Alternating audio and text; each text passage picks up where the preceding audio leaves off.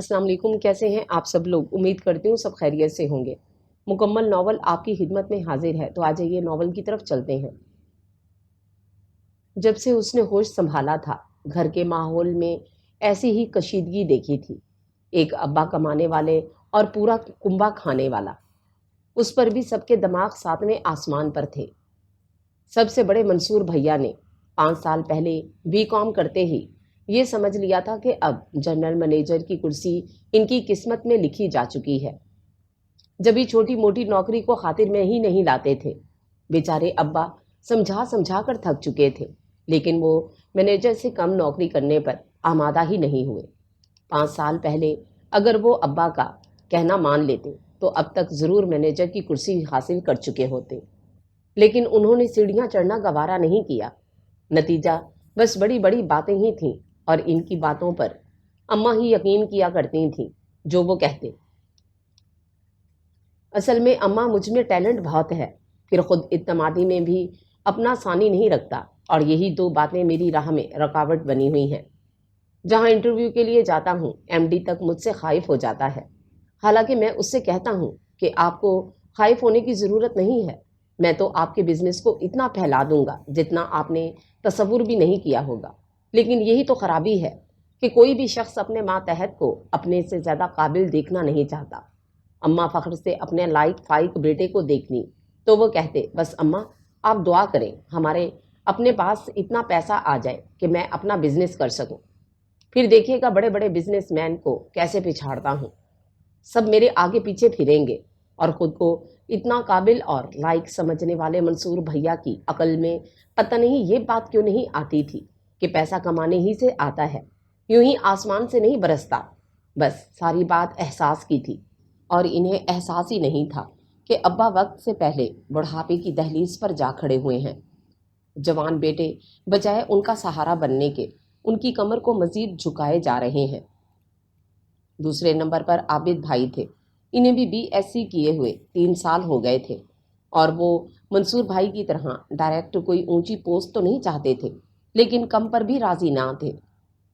BSc करते ही उन्होंने government job के लिए कोशिशें शुरू कर दी थीं, जो अभी तक जारी थीं।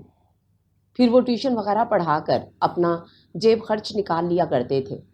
कभी कभार अम्मा के हाथ पर कुछ पैसे रखते ही इन्हें सबकी बेहिसी का ख्याल आ जाता था। इस घर में किसी को एहसास ही नहीं है कि अब्बा बेचारे अकेले कमाने वाले हैं, और वो कहाँ तक सबका पूरा करेंगे। अम्मा आप समझाती क्यों नहीं हैं मंसूर भैया को कि वो कोई काम करें? किसी का कुछ नहीं जा रहा, अपना ही नुकसान कर रहे हैं। गोया 200-300 अम्मा के हाथ पर रखकर वो किसी न किसी सूरत अपनी बर्तरी जता ही जाते थे। तीसरे नंबर पर कहकशां बाजी थीं। उन्होंने 2 साल पहले बीए किया था, लेकिन तालीम को किसी मसरफ में लाने के तैयार नहीं थीं। इनका कहना था कि जब भाइयों को एहसास नहीं है तो मैं क्यों सोचूं। गो के अम्मा अब्बा लड़कियों से नौकरी करवाने के हक में नहीं थे, लेकिन जिस तरह वो अपनी हर बात मनवा लिया करती थीं, इसी तरह घर के नागुफ्तबा हालात को देखते हुए किसी स्कूल में जॉब की इजाज़त हासिल कर सकती थीं। लेकिन इनकी अपनी जिद थी, कमाने की फिक्र भाई करें, मैं क्यों करूं। बहरहाल इनके बाद अफशां जी भी इन्हीं का सा अंदाज़े फिक्र लेकर पैदा हुई थी। और 5वें नंबर पर वो थी सौबिया लतीफ़। इस घर और माहौल की परवरदा होने के बावजूद पता नहीं कैसे वो कुछ अलग सी थी। घर के हालात और बड़ों की बेहिसी उसे सचमुच रुलाती थी, और वो बड़ों में से किसी को समझा भी नहीं सकती थी, क्योंकि कोई उसकी बात सुनने पर तैयार ही नहीं होता था, बल्कि अक्सर उसे डांट दिया जाता, जिससे वो अंदर ही अंदर कुढ़ती रहती थी। और जिस तरह उसकी अपनी ज़रूरियात बहुत महदूद बल्कि ना होने के बराबर थीं, इसी तरह खालिद, इरम और अयास को अब्बा का एहसास दिलाते हुए समझाती थी, देखो अब्बा बेचारे कितने बूढ़े हो गए हैं, इन पर कोई इजाफी बोझ मत डालो। तुम अगर नए जूतों के लिए जिद करोगे तो इन्हें ओवर टाइम लगाना पड़ेगा, और इनकी सेहत तुम देख रहे हो। वैसे तुम्हारे जूते इतने पुराने भी नहीं हैं, एक बार मोची से पॉलिश करवा लो, बिल्कुल नए हो जाएंगे। वो बहुत नरमी से तीनों को राम कर लिया करती थी, और अगर उसके अख्तियार में होता तो बड़ों को खूब झंझोड़ती, लेकिन यहाँ वो बेबस थी। फिर भी कभी कभार कोशिश कर लिया करती थी, اور اماں تھیں جب شوہر کی محبت غالب آتی تو ایک ایک کو گالیاں دینے میں سارا دن گزار دیتی، اور جب اولاد کی محبت حاوی ہوتی تو ابا نشانہ بنتے تھے، اور ابا تو جیسے اب گنگے بہرے ہو گئے تھے، سب سنتے اور خاموش رہتے، شاید اب ان کے پاس کہنے کو کچھ نہیں رہ گیا تھا۔ مہینے کی پہلی تاریخ کو ساری تنخواہ اماں کے ہاتھ پر رکھ کر چاہتے کہ خود بریل جمع ہو جائیں، لیکن اماں اسی وقت سے شروع ہو جاتی، کیا کروں ان پیسوں کا؟ آٹا دال منگواؤں، بجلی گیس کا بل بھروں یا بچوں کی فیس دوں؟ پہلے ابا کہہ دیا کرتے تھے کہ جو مرضی کرو، اور اب تو یہ بھی نہیں کہتے تھے، اور اگر اماں زیادہ بولتی تو ایک جملہ اب بھی ان کی زبان پر آ جاتا تھا، بیٹوں سے کہو کما کر لائیں۔ اور یہ بات اماں کے دل کو لگتی ضرور تھی، جبھی اگلے روز ابھی منصور بھیا کو احساس دلانے کا ارادہ کر ہی رہی تھیں کہ ان سے پہلے وہ بول پڑے۔ اماں، میں تنگ آ گیا ہوں اس بھکاری پن سے، آخر ابا ہمارے لیے کیوں نہیں کچھ کرتے؟ سب ان کے اختیار میں ہے، آخر سرکاری ملازم ہیں، کوئی مذاق تو نہیں؟ ان سے کہیے مجھے 5-6 لاکھ کا انتظام کر دیں، میں کوئی اپنا کام کرتا ہوں۔ 5-6 لاکھ؟ اماں کی آنکھیں پھیل گئیں۔ ہوش کے ناخون لو، وہ کہاں سے کر کے دیں؟ 5-6 ہزار نہیں کر سکتے، تم لاکھوں کی بات کر رہے ہو۔ آپ کو کیا پتا، جس کرسی پر بیٹھتے ہیں وہاں لوگ لاکھوں ہی کماتے ہیں، لیکن ان پر تو ایمانداری کا بھوت سوار ہے۔ ذرا پوچھئے ان سے۔ اکرام صاحب کے بارے میں، وہ ان کے ماتحت ہیں، پھر بھی عالی شاں بنگلے میں رہتے ہیں، اور ان کے لڑکے آکسفورڈ میں پڑھ رہے ہیں۔ منصور بھیا نے اپنے بھکاری پن کا سارا الزام نہ صرف ابا کے سر رکھ دیا، بلکہ اماں کو اپنا ہم خیال بناتے ہوئے کہنے لگے، دیکھیے نا اماں، گھر میں چاروں لڑکیاں شادی کے قابل ہیں، ابا کو کم سے کم ان کی فکر تو کرنی چاہیے، اور ایسے حالات میں تو کوئی انہیں بہانے نہیں آئے گا۔ آپ سمجھائیے انہیں، بلکہ احساس دلائیے۔ کیا خیال ہے انہیں احساس نہیں ہوگا؟ چھوڑیں اماں، اگر احساس ہوتا تو ہمارے گھر کی یہ حالت ہوتی، بلکہ میں آپ کو بتاؤں ابا جان بوجھ کر ہمارے لیے کچھ نہیں کرتے، کیونکہ وہ ساری زندگی ہمیں اپنا محتاج دیکھنا چاہتے ہیں، ورنہ کیا نہیں ہے ان کے اختیار میں۔ یقین کریں، صرف ایک فائل سائن کرنے کے لاکھوں مل جاتے ہیں۔ منصور بھیا نے قصداً رازدارانہ لہجہ اختیار کیا اور اماں کی ناسمجھی سے فائدہ اٹھاتے ہوئے بولے، میں سچ کہہ رہا ہوں، لیکن ابا ایسی کسی فائل کو ہاتھ ہی نہیں لگاتے، ایک طرح سے ہاتھ آئی لکشمی کو خود ہی ٹھوکر مارتے ہیں۔ اس سے کسی کا نقصان نہیں ہوتا، نہ ہی کسی کا کام رکتا ہے، اگلے ذرا زیادہ پیسے خرچ کر کے وہی فائل اکرام صاحب کی وساطت سے بڑے افسر سے سائن کروا لیتے ہیں۔ بات تو جب ہے نا اماں، جب ان کے منع کرنے سے کسی کا کام رک جائے، سب کے کام ہو جاتے ہیں اور ان کے سامنے، پھر بھی تو بیٹا یہ سب تو ان کی دفتری معاملات ہیں، میں ان میں کیسے دخل دے سکتی ہوں؟ اماں ان کی ساری بات سن کر بے بسی سے بولیں تو وہ کہنے لگے، میں نے یہ کب کہا کہ آپ ان کے دفتری معاملات میں دخل دیں؟ بس آپ ان سے کہیے کہ مجھے 5-6 لاکھ کا انتظام کر دیں، اور اگر وہ انکار کریں تب کہیے کہ ان کی ٹیبل پر جو بلال صاحب کی فائل ہے وہ سائن کر دیں، اتنا پیسہ مل جائے گا۔ منصور بھیا غالباً ساری معلومات حاصل کر چکے تھے، جبھی اتنے یقین سے بولے تھے، اور اماں کو بھی یوں شیشے میں اتارا کہ شام کو ابا کی آمد پر وہ یوں بوکھلائیں جیسے اچانک کوئی خاص مہمان آ گیا ہو۔ کہکشاں جلدی سے ابا کے لیے گرم روٹی ڈال دو، افشاں ابا کے ہاتھ دھلاؤ، اور تم کھڑی کیا دیکھ رہی ہو، جا کر بستر جھاڑو۔ اور ابا کی حیرت فطری تھی، پھر بھی بڑے تحمل سے بیٹیوں کو جاری ہونے والے احکامات سنے اور خاموشی سے اپنے کمرے میں چلے آئے، اور وہ ان کے پلنگ پر دھلی ہوئی چادر بچھانے میں مصروف تھی۔ اور جب سیدھی کھڑی ہوئی تو ابا اس سے پوچھنے لگے، یہ تمہاری اماں کو کیا ہوا ہے؟ کیا ہوا ہے اماں کو؟ وہ ناسمجھی میں الٹا ان سے پوچھ بیٹھی۔ پتہ نہیں، ابا پلنگ پر بیٹھے ہی تھے کہ اماں کھانے کی ٹرے لیے آ گئیں اور اسے جانے کا اشارہ کر کے خود وہیں بیٹھ گئیں۔ کیا بات ہے؟ ابا سے مزید صبر نہیں ہو سکا، کھانے کی ٹرے اپنے سامنے کرتے ہوئے بظاہر سرسری انداز میں پوچھا، تو اماں خاصی بے صبری کا مظاہرہ کر گئیں، یعنی بغیر کسی تمہید کے بولیں، منصور اپنا کاروبار کرنا چاہتا ہے، اسے 5-6 لاکھ کا انتظام کر دیں۔ ہیں؟ ابا سچ مچ اچھل گئے، میں کہاں سے لے کر دوں؟ میری کوئی جائیداد کھڑی ہے جسے بیچ کر پیسہ اس کے حوالے کروں؟ پیسہ صرف جائیداد بیچ کر ہی نہیں آتا منصور کے ابا، میں جانتی ہوں، اور بھی بہت ذرائع ہیں، لیکن ان میں محنت بھی اسی حساب سے کرنی پڑتی ہے، جبکہ میری عمر اور صحت اتنی زیادہ محنت اور مشقت کی متحمل نہیں رہی۔ ابا نے محنت کی تھی، اس لیے اس سے ہٹ کر کہیں، اور ان کا دھیان ہی نہیں گیا۔ لو بھلا، ایک بلال صاحب کی فائل سائن کرنے میں کتنی محنت لگے گی؟ अम्मा ने बड़े आराम से कह दिया, जबकि अब्बा को शदीद झटका लगा। मंसूर की माँ कितनी देर बाद वो बोल पाए, आज यहाँ कौन आया था? कोई नहीं। फिर तुम्हें बिलाल साहब की फाइल के बारे में कैसे मालूम हुआ? मुझे सब खबर रहती है। अम्मा ने दानस्ता मंसूर भैया का नाम नहीं लिया।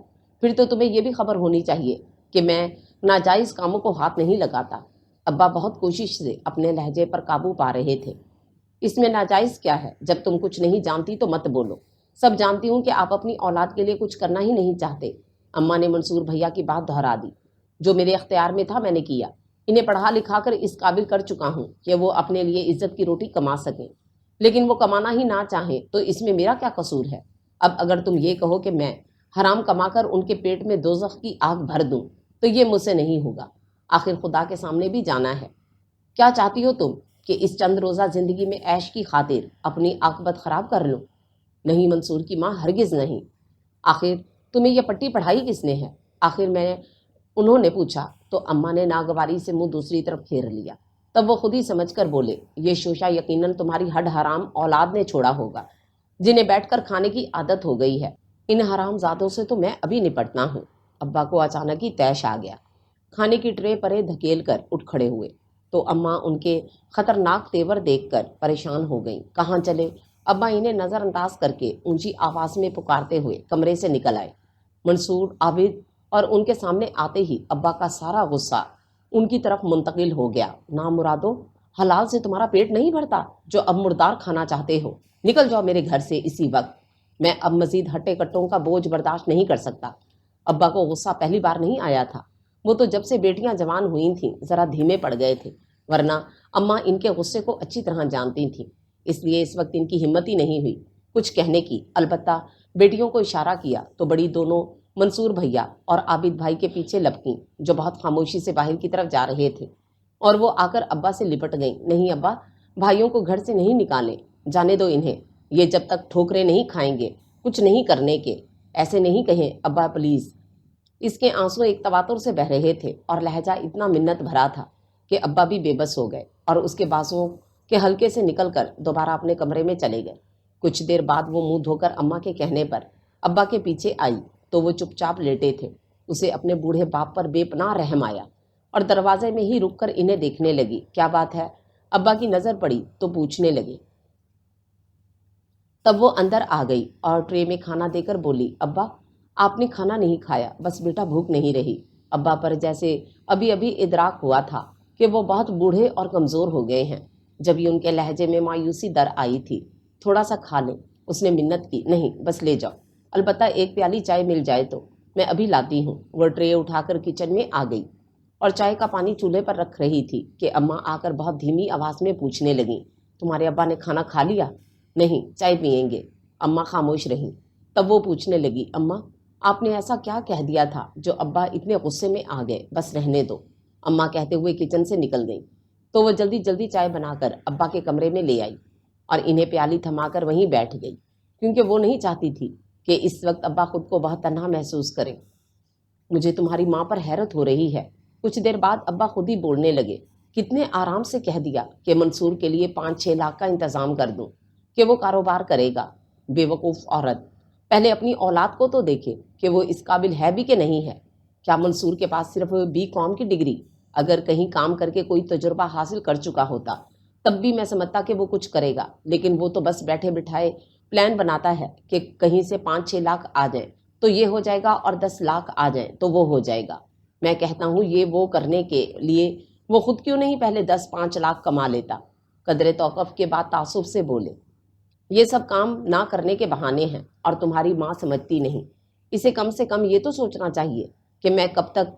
बस करें अब्बा। वो फौरन बोल पड़ी, आप दिल पर इतना बोझ ना डालें, सब ठीक हो जाएंगे। पता नहीं कब ठीक होंगे। अब्बा खुद कलामी के अंदाज में बोले और प्याली उसे थमाकर दोबारा लेट गए। अब्बा आपका सर दबा दूं? नहीं बेटा, बस अब मैं सोऊंगा। अब्बा ने करवट बदल ली तो वो उनके कमरे से निकल आई और उस रात रोजाना की तरह सब ने देर तक गपशप नहीं की। ना ही मंसूर भैया, आबिद भाई कहकशां और अफशाने कैरम खेलकर शोर मचाया, बल्कि खाना खाते ही सब अपनी अपनी जगहों पर लेट गए। वो कॉलेज से निकली तो रोड के उस तरफ बस स्टॉप से कुछ फासले पर बाबर को खड़े देखकर चौंक गई, और वो तो उसी के इंतजार में खड़ा था। जैसे ही उसने देखा, मुस्कुरा के हाथ के इशारे से सलाम किया। तब वो कुछ मोहताज सी होकर उसके पास आकर बोली, तुम यहाँ क्यों आए? तुमसे मिलने। उसकी मुस्कुराहट गहरी हो गई। और अगर इरम ने देख लिया तब? मैंने सुबह ही देख लिया था कि आज इरम तुम्हारे साथ नहीं है, इसलिए इस वक्त ऑफिस छोड़कर तुम्हारे पास चला आया हूँ। वो उसकी बात से मरूब होने के बजाय मोहतात होकर बोला। तो वो चुप सी हो गई। चलो कहीं बैठते हैं, नहीं मुझे देर हो जाएगी। कोई देर नहीं होगी, आओ। कितना मजबूत लहजा होता था उसका, बेबस और बेअख्तियार कर देने वाला। वो सर झुकाकर उसके पीछे चल पड़ी। मैं ज्यादा देर नहीं रुकूंगी, वो उसके सामने बैठते ही बोली। इतना डरती क्यों हो? वो उसकी सहमी हुई आंखों में देखकर पूछने लगा। क्या नहीं डरना चाहिए? नहीं, एक दूसरे को पसंद करना कोई जुर्म नहीं है। चाहो तो सारे शहर में मुनादी करा दो, तुम पर कोई दफा नहीं लगेगी। वो खूबसूरत सी हंसी के साथ बोला। बस फजूल बातें नहीं, ये फजूल बातें नहीं हैं। जिंदगी की तलखियों में अगर कुछ देर को ये लम्हे मुयसर ना आए तो जीना कितना दुश्वार होगा। कभी सोचा तुमने? हाँ, उसने साफ गोई से एतराफ़ किया। ये पल दो पल कितनी बहुत सारी तलखियों को कम कर देते हैं। पता है बाबर, जब मैं बहुत ज़्यादा मायूसियों में घिर जाती हूँ तो तुम्हें सोचने लगती हूँ, और फिर मुझे यूँ लगता है जैसे मेरे एतराफ़ फैले घुप अंधेरे धीरे धीरे छटते गए। सोबिया, उसने बेअख्तियार उसके हाथ पर अपना हाथ रख दिया। तो वो चौंक कर एतराफ में देखने लगी, फिर अपना हाथ निकाल कर बोली, चलो देर हो रही है, अभी रुको ना। तुम कब रोज रोज मिलती हो? उसने बड़े इसरार से रोका। तो वो घड़ी देखकर बोली, रोजाना मैं इस वक्त घर पहुंच चुकी होती हूँ।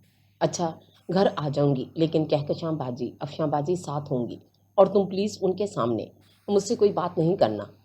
वो कुछ देर तक उसके चेहरे पर नजरें जमाए बैठा रहा, फिर आप ही आप हंस पड़ा।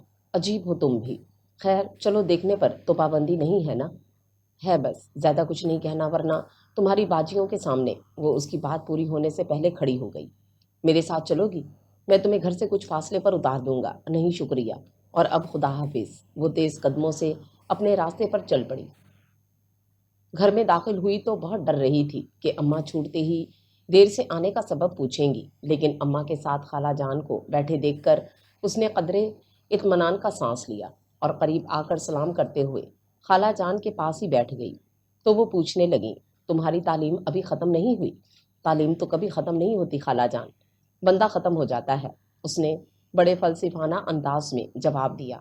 फिर इधर उधर देखकर पूछा, किसके साथ आई हैं? गुड्डू के साथ।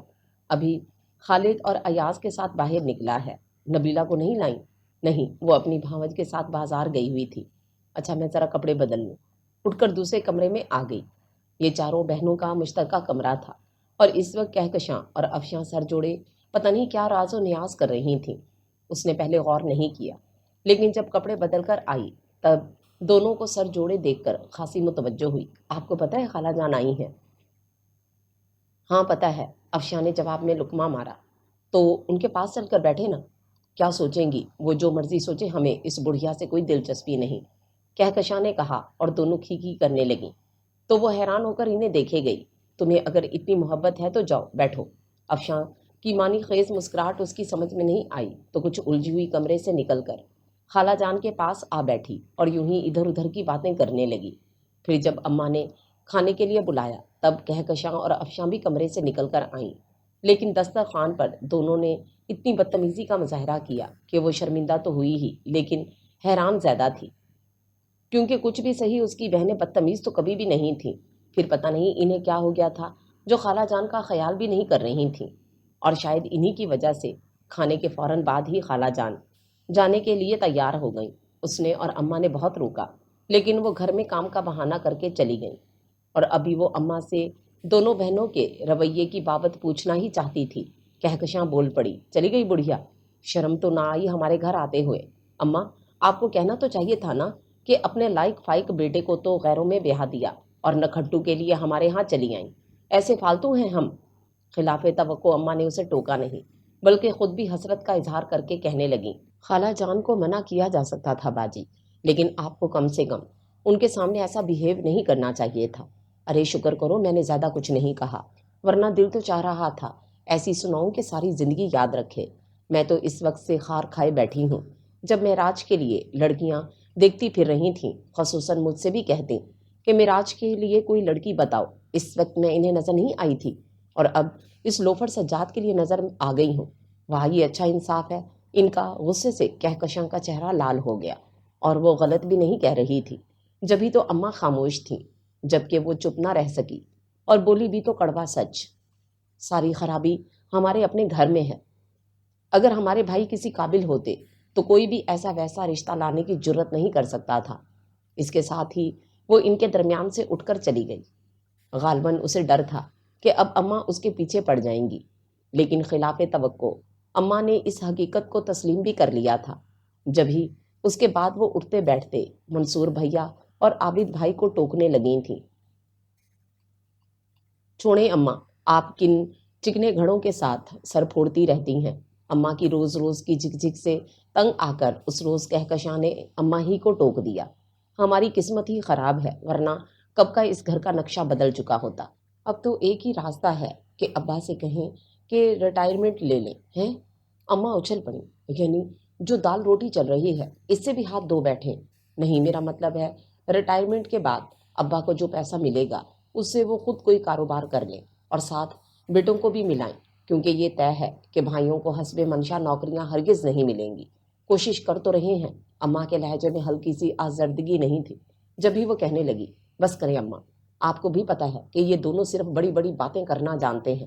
ویسے اس روز ہم نے ناحق ابا کو روک دیا، اچھا تھا جو دونوں کو گھر سے نکال دیتے۔ یہ یقیناً کہکشاں کی خود غرضی بول رہی تھی۔ غالباً اس نے یہ سمجھ لیا تھا کہ بھائیوں کے نکمے پن کی بدولت اس کا مستقبل تاریک ہو رہا ہے۔ یہ تم کیسی باتیں کر رہی ہو؟ اماں نے ناگواری کا اظہار کیا، لیکن اس پر کوئی اثر نہیں ہوا۔ میں ٹھیک کہہ رہی ہوں۔ کیا حق پہنچتا ہے انہیں اس طرح بیٹھ کر کھانے کا؟ نہ صرف ابا پر بوجھ بنے ہوئے ہیں بلکہ ہمارے لیے بھی مسائل کھڑے کر رہے ہیں۔ میں صاف کہہ رہی ہوں کہ اب اگر میرے لیے سجاد جیسا کوئی اور رشتہ آیا تو میں گھر چھوڑ کر چلی جاؤں گی۔ کہکشاں دھمکی آمیز لہجے میں کہتی ہوئی اٹھ کر اندر چلی گئی، جبکہ اماں کتنی دیر تک گمسم بیٹھی رہ گئیں۔ پھر دوزیدہ نظروں سے افشاں اور اسے دیکھا تو پہلی بار اسے اپنے ہونے پر دکھ ہوا، اور اس رات اماں نے ابا کو ہی سمجھانے کی کوشش کی کہ لڑکیاں بڑی اور سمجھدار ہو گئی ہیں، اب ان کی شادی میں دیر نہیں ہونی چاہیے۔ تو کیا مجھے احساس نہیں ہے؟ لیکن میں کیا کروں؟ اگر مجھے معلوم ہوتا کہ لڑکے پڑھ لکھ کر گمائیں گے تو میں شروع سے ہی انہیں کسی کام پر لگا دیتا۔ خیر مجھے لڑکیوں کی فکر نہیں ہے، نہیں کمائیں گے تو اپنا ہی نقصان کریں گے، لیکن لڑکیوں کی فکر سے میں خود کو آزاد نہیں کر سکتا۔ تفکرات میں ڈوبی ابا کی آواز بہت دھیمی تھی۔ پھر کہنے لگے، کسی سے کہہ سن کر کہیں بات تو چلاؤ کہکشاں کی، پھر اللہ کوئی ذریعہ نکال ہی دے گا۔ آپ کے بھائی کے لڑکے بھی تو ہیں، ان سے بات کیوں نہیں کرتے؟ بھائی صاحب نے خود ایک روز مجھ سے بات کی تھی، لیکن وہ افشاں کو مانگ رہے تھے۔ کیوں؟ کہکشاں میں کیا برائی ہے؟ اماں تنک کر بولیں، میں نے بھی ان سے یہی کہا تھا کہ کہکشاں بڑی ہے، پہلے اس کی ہونی چاہیے۔ اس پر کہنے لگے، ٹھیک ہے تم بڑی کی کہیں کر لو، پھر ہم افشاں کی بات کریں گے۔ اس پر مجھے خاموش ہو جانا پڑا۔ انہوں نے بتایا تو اماں گہری سانس کھینچ کر بولیں، ظاہر ہے زبردستی تو نہیں کی جا سکتی کہ چھوٹی نہیں بڑی لے لو، لیکن منصور کی ماں، بھائی صاحب زیادہ عرصہ انتظار نہیں کریں گے۔ ابا نے پتہ نہیں اماں کو آگاہ کیا یا ذہنی طور پر تیار کرنے کی کوشش کی، لیکن اماں نے پہلے ہی مرحلے پر حتمی فیصلہ سنا دیا، انتظار تو انہیں کرنا پڑے گا، کیونکہ میں ہرگز بھی بڑی کو بٹھا کر چھوٹی کی نہیں کروں گی، اور اگر انہیں جلدی ہے تو بے شک کوئی اور لڑکی دیکھیں۔ ابا یہاں بھی خاموش ہو رہے، شاید وہ ٹھیک کہہ رہی تھیں۔ پھر کتنے بہت سارے دن گزر گئے۔ اماں کے معاملات میں اچانک ہی تبدیلی آ گئی تھی۔ پہلے وہ قصداً کہیں آنے جانے سے گریز کرتی تھیں کیونکہ وہ مہمان افورڈ نہیں کر سکتی تھیں، اور اب محض کہکشاں کی خاطر انہوں نے آس پاس سے تعلقات بڑھانا شروع کر دیے تھے۔ لیکن اس وقت انہیں سخت کوفت ہوتی جب لوگ لڑکیوں سے زیادہ ان کے گھر کے حالات جاننے کی کوشش کرتے۔ میاں کہاں ملازم ہیں، لڑکے کیا کرتے ہیں؟ پھر پہلے ہمدردی جتائی جاتی، آج کل نوکریاں کہاں ملتی ہیں؟ اس کے بعد بڑی فراخ دلی سے مشورہ دیا جاتا، ویسے نوکریوں میں رکھا ہی کیا ہے، آپ لڑکوں کو کاروبار کروا دیں، آپ کے میاں تو ماشاءاللہ بڑی اچھی پوسٹ پر ہیں، اتنا تو کر سکتے ہیں۔ اور اماں کس کس سے کہتی ہیں میرا میاں بڑا شریف اور ایماندار آدمی ہے، ہیر پھیر نہیں جانتا، صرف حلال کماتا ہے، اور بھلا کون یقین کرے گا ان کی باتوں پر؟ ویسے پہلی بار انہوں نے بڑے فخر سے یہ سچ بولا تھا، لیکن پھر جس طرح معنی خیز مسکراہٹ کا سامنا کرنا پڑا تھا، اس سے ان کا سر فخر جھاگ کی طرح بیٹھ گیا تھا۔ وہ اب تک کسی کو اپنے میاں کی پوسٹ بتاتے ہوئے بھی جھجکتی تھیں۔ भला ऐसी पोस्ट किस काम की जो सफ़ेद पोशी का भरम भी नहीं रख पा रही थी। इस वक्त भी अम्मा पता नहीं किसके घर से होकर आई थी, जो मुसलसल बुड़बड़ा रही थी। कहने को उसका मियाँ क्लर्क है, लेकिन ज़रा घर तो देखो, कौन सी ऐसी चीज़ है जो नहीं है। रंगीन टीवी, वीसीआर, फ्रिज, एक नहीं दो, फिर हर कमरे में कालीन बिछा है। अब भला लोग हमारे घर का मजाक ना बनाए तो क्या करें। फिर अचानक याद आने पर ऊंची आवाज में किसी का नाम लिए बगैर कहने लगी, सुन रही हो? सुबह शीजा मिलाद का बुलावा देने आई थी, चली जाओ। और शीजा का नाम सुनकर वो पूरी जान से मुतवज्जो हो गई। अम्मा ने अपनी बात दोहरा भी दी तो उसने कुछ डरते डरते पूछा, मैं चली जाऊं? हाँ, तो मैं भी तो यही कह रही हूँ कि चली जाओ, साथ एक बड़ी को ले लो। अम्मा ने कहा तो वो फौरन उठकर अपने कमरे में आई। कहकशां और अफशां से पूछा तो दोनों ने ही मना कर दिया। वो सचमुच परेशान हो गई कि कहीं अम्मा उसे भी ना रोक दें। और जब उसने अम्मा को बताया तो उन्होंने इरम को साथ ले जाने के लिए कह दिया था। तब वो दिल ही दिल में शुक्र करते हुए आकर तैयार होने लगी। शीजा का घर पिछली 2 गलियां छोड़कर था और इससे इसकी ना तो बहुत ज्यादा दोस्ती थी और ना बहुत पुरानी। बस कॉलेज के पहले 2 साल दोनों साथ पढ़ी थीं और एक ही जगह रहने के बाइस दोनों का आना जाना साथ होता था। और इन्हीं दिनों उसका शीजा के भाई बाबर से सामना हुआ था। कितना अरसा तो दोनों बस दूर ही दूर से एक दूसरे को देख लिया करते थे। फिर ये इत्तेफाक ही था कि वो सही मानों में मंजर पर उस वक्त आया जब शीजा पस मंजर में चली गई, यानी वो इंटर करके घर बैठ गई थी। और इससे ये क्योंकि ज़्यादा दोस्ती नहीं रही थी इसलिए आना जाना भी नहीं था। बस खास खास मौक़ों पर मोहल्लेदारी निभाई जाती थी, या फिर कभी बाबर उससे बहुत ज़्यादा इसरार करता तो वो शीजा से मिलने के बहाने चली जाती थी। और हकीकत ये थी कि अब वो खुद शीजा से दोस्ती बढ़ाना चाहती थी, लेकिन उसके अंदाज में गर्मजोशी ना पाकर मायूस हो जाती। और बेगर्ज जज्बे तो अपना आप मनवाते हैं, जबकि उसके अंदर गर्ज पोशीदा थी। शायद इसीलिए शीजा इससे ज़्यादा बेतकल्लुफ़ नहीं होती थी। बहरहाल उसे इसका ज़्यादा अफसोस नहीं था, क्योंकि ख़ुद उसके नज़दीक शीजा की अहमियत सिर्फ इतनी थी कि वो बाबर की बहन थी। वरना अगर उसकी ज़ात से दिलचस्पी होती तो 2 साल का अरसा बहुत होता है। वो उसकी दोस्तों में सहर फहरस्त होती। यही घर है ना शीजा का? इरम ने उसका बाजू हिलाकर पूछा तो उसने अपने किसी ख्याल से चौंक कर देखा और रुक कर बोली, हाँ यही है। फिर उसके साथ अंदर दाखिल हुई तो बरामदे में बाबर को देखकर समझ गई कि वो इसी के इंतजार में खड़ा है। लेकिन इरम की मौजूदगी में वो उससे बात नहीं कर सकती थी, लिहाजा उसे भी आंखों से बाज रहने का इशारा करते हुए जल्दी से अंदर आ गई। फिर मिलाद ख़त्म होने के बाद पहले उसने सोचा कि चीज़ें समेटने में शीजा की मदद कर दे, लेकिन वो अपनी दोस्तों के साथ मसरूफ़ थी और उसे ज़बरदस्ती उनके दरमियान घुसना अजीब सा लगा। फिर इरम ने भी चलने के लिए कह दिया, ठहरो, मैं शीजा या उसकी अम्मी से कहकर आती हूँ। वो कहते हुए कमरे से निकली तो किचन के पास उसकी अम्मी नज़र आ गई। तुम भी जा रही हो? उसके कुछ कहने से पहले ही उन्होंने कहा तो वो हल्की सी मुस्कुराहट के साथ बोली, जी। कौन जा रहा है? वो किचन से निकलकर अपनी अम्मी के पीछे आ खड़ा हुआ और शोख नज़रें उस पर जमा दी तो वो सिटपटा गई। ये सोबिया जा रही है। इसे जवाब देकर फिर उसे कहने लगी, तुम्हारा घर कौन सा दूर है? इत्मीनान से चली जाना, शाम हो रही है। वो यही कह सकी, मैं छोड़ आऊँगा। उसकी बेअख्तियारी पर वो घबरा गई, नहीं शुक्रिया। अच्छा खाला जान, मैं चलती हूँ, आप आइएगा ना? ज़रूर आऊँगी, अपनी अम्मी को मेरा सलाम कहना, जी। वो उसकी तरफ देखे बगैर पलटी और फिर इरम को लेकर जल्दी से बाहर निकल आई, क्योंकि वो जानती थी कि जिस रास्ते पर उसने कदम रखे हैं उस पर अभी इसे कितनी एहतियात से चलने की ज़रूरत है। घर आई तो ताया जान और ताई जान को देखकर फौरन उसे याद आया, अभी कुछ दिन पहले अम्मा बता रही थीं कि उन्होंने जमाल भाई के लिए अफशां को मांगा है। और इस वक्त तो अम्मा ने कहा था कि वो बड़ी से पहले छोटी की नहीं करेंगी। और अब पता नहीं इनका क्या इरादा था। वो यही जानने के लिए वहीं बैठ गई और क्योंकि बात उससे मुतल्लिक नहीं थी इसलिए उसकी मौजूदगी को किसी ने अहमियत नहीं दी। बस उसके सलाम के जवाब में कुछ देर को ताया जान उसकी तरफ मुतवज्जो हुए थे। फिर अम्मा से मुखातिब होकर बोले, हमारी समझ में नहीं आ रहा भाभी कि आपका ये क्या असूल है कि बड़ी से पहले छोटी की शादी नहीं हो सकती। किस किताब में लिखा हुआ या ना लिखा हो, बस मैं ये मुनासिब नहीं समझती। गोया अम्मा अपनी बात पर कायम थी। तब ताया जानी ने समझाते हुए कहने लगे, अपने घर के हालात आप खुद बेहतर जानती हैं भाभी। सिर्फ एक फर्द कमाने वाला है। इसमें आपके लिए बेहतर यही है कि जिस हिसाब से मुनासिब रिश्ते मिले लड़कियों से फारिग हो जाएं। बड़ी छोटी के चक्कर में पड़ेंगी तो सबकी उम्रें निकलती जाएंगी। लड़कों का क्या है, किसी भी उम्र में ठोकर खाकर संभल ही जाएंगे। लेकिन अगर लड़कियों की उम्र निकल गई तो कौन कहता है कि दुनिया में सिर्फ झूठ, फरेब और धोखा ही रह गया है। اس گھر میں تو سب سچ ہی بولتے تھے، یا اس خطے پر یہی ایک گھر مخصوص تھا جہاں سچ کا بول بالا تھا، اور یہ سچ تیر بن کر اماں کے جگر میں آر پار ہوتا تھا۔ وہ کسی کے گھر مانگنے تو نہیں جاتی تھیں، پھر وہ ماں تھیں، اور ماں کے لیے اولاد صرف اولاد ہوتی ہے، بری بھلی کچھ بھی نہیں۔ خود جو مرضی برا بھلا کہہ سن لے، لیکن دوسروں کے منہ سے اپنی اولاد کی برائی ہرگز برداشت نہیں ہوتی تھی، جبکہ یہاں آ کر ہر شخص یہ جتانا فرض سمجھتا تھا کہ تمہاری اولاد نکمی، ناکارہ، نکھٹو ہے۔ اماں نے بظاہر بڑے تحمل سے تایا جان کی بات سنی، پھر کہنے لگیں، حالات خواہ کیسے بھی ہوں، میں اپنی بچیوں کے ساتھ ناانصافی نہیں کر سکتی، اور نہ ہی میں آپ کو مجبور کر رہی ہوں کہ کہکشاں کی شادی ہونے تک آپ ضرور انتظار کریں۔ گویا آپ انکار کر رہی ہیں؟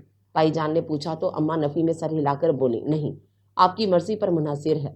تایا جان ابا کو دیکھنے لگے، اور ابا اماں کو، اور اماں اٹھ کر چلی گئیں، گویا وہ اپنی بات سے ہٹنے کو تیار نہیں تھی۔ تب تایا جان ابا سے کہنے لگے، لطیف، تم سمجھاؤ بھابھی کو، آخر اس میں حرج کیا ہے؟ وہ ماں ہے بھائی صاحب، اپنی اولاد کو مجھ سے زیادہ سمجھتی ہے۔ ابا نے مجبوری ظاہر کی تو تائی جان کہنے لگیں، ہم تو آپ کا بوجھ کم کرنے آئے تھے، آگے آپ کی مرضی۔ بوجھ؟ اس نے سوچا، اور بے اختیار اس کی نظریں ابا کے جھکے ہوئے شانوں پر جا ٹھہری تھیں۔ پھر تایا جان اور تائی جان کے جانے تک اماں سامنے نہیں آئیں۔ ابا انہیں دروازے تک چھوڑ کر دوبارہ اپنے کمرے میں جا بیٹھے۔ تب اچانک اسے غیر معمولی خاموشی کا احساس ہوا۔ پتہ نہیں سب کیا کر رہے تھے۔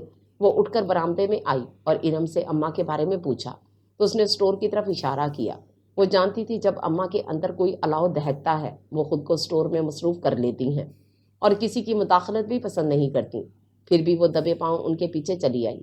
کوئی آ کر دیکھے اس عورت کو جو اپنے دھان پان وجود کے باوجود چٹان نظر آتی اور کسی کو اپنے سامنے ٹھہرنے نہیں دیتی تھی، اب سب سے چھپ کر کتنی احتیاط سے آنسو بہا رہی تھی کہ کہیں بھرم نہ کھل جائے۔ اماں، اس نے بہت دھیمی آواز میں پکارا تو وہ جو بڑا بکس کھولے کھڑی تھی آدھی اس کے اندر جھک گئی۔ کیا تلاش کر رہی ہیں اماں؟ وہ ان کے برابر آ کھڑی ہوئی تو وہ ادھر ادھر ہاتھ مارتے ہوئے بولی، کچھ بھی تلاش کر رہی ہوں، تمہیں کیا، جاؤ اپنا کام کرو۔ انہوں نے کوشش تو ضرور کی ہوگی، لیکن ہرگز بھی اپنی آواز تیز نہیں کر سکیں اور نہ لہجہ۔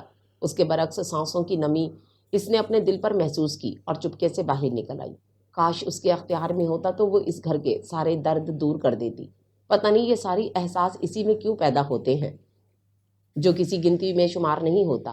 گھر میں 5ویں نمبر پر ہونے کے باعث فی الحال تو وہ واقعی کسی شمار میں نہیں تھی، اور وہی ساری باتیں سوچتی، ابا بیچارے کتنے کمزور ہو گئے ہیں اور وقت سے پہلے بوڑھے۔ اگر منصور بھیا اور عابد بھائی ان کی امیدوں پر پورے اتر دے تو وہ ہرگز ایسے نہ ہوتے۔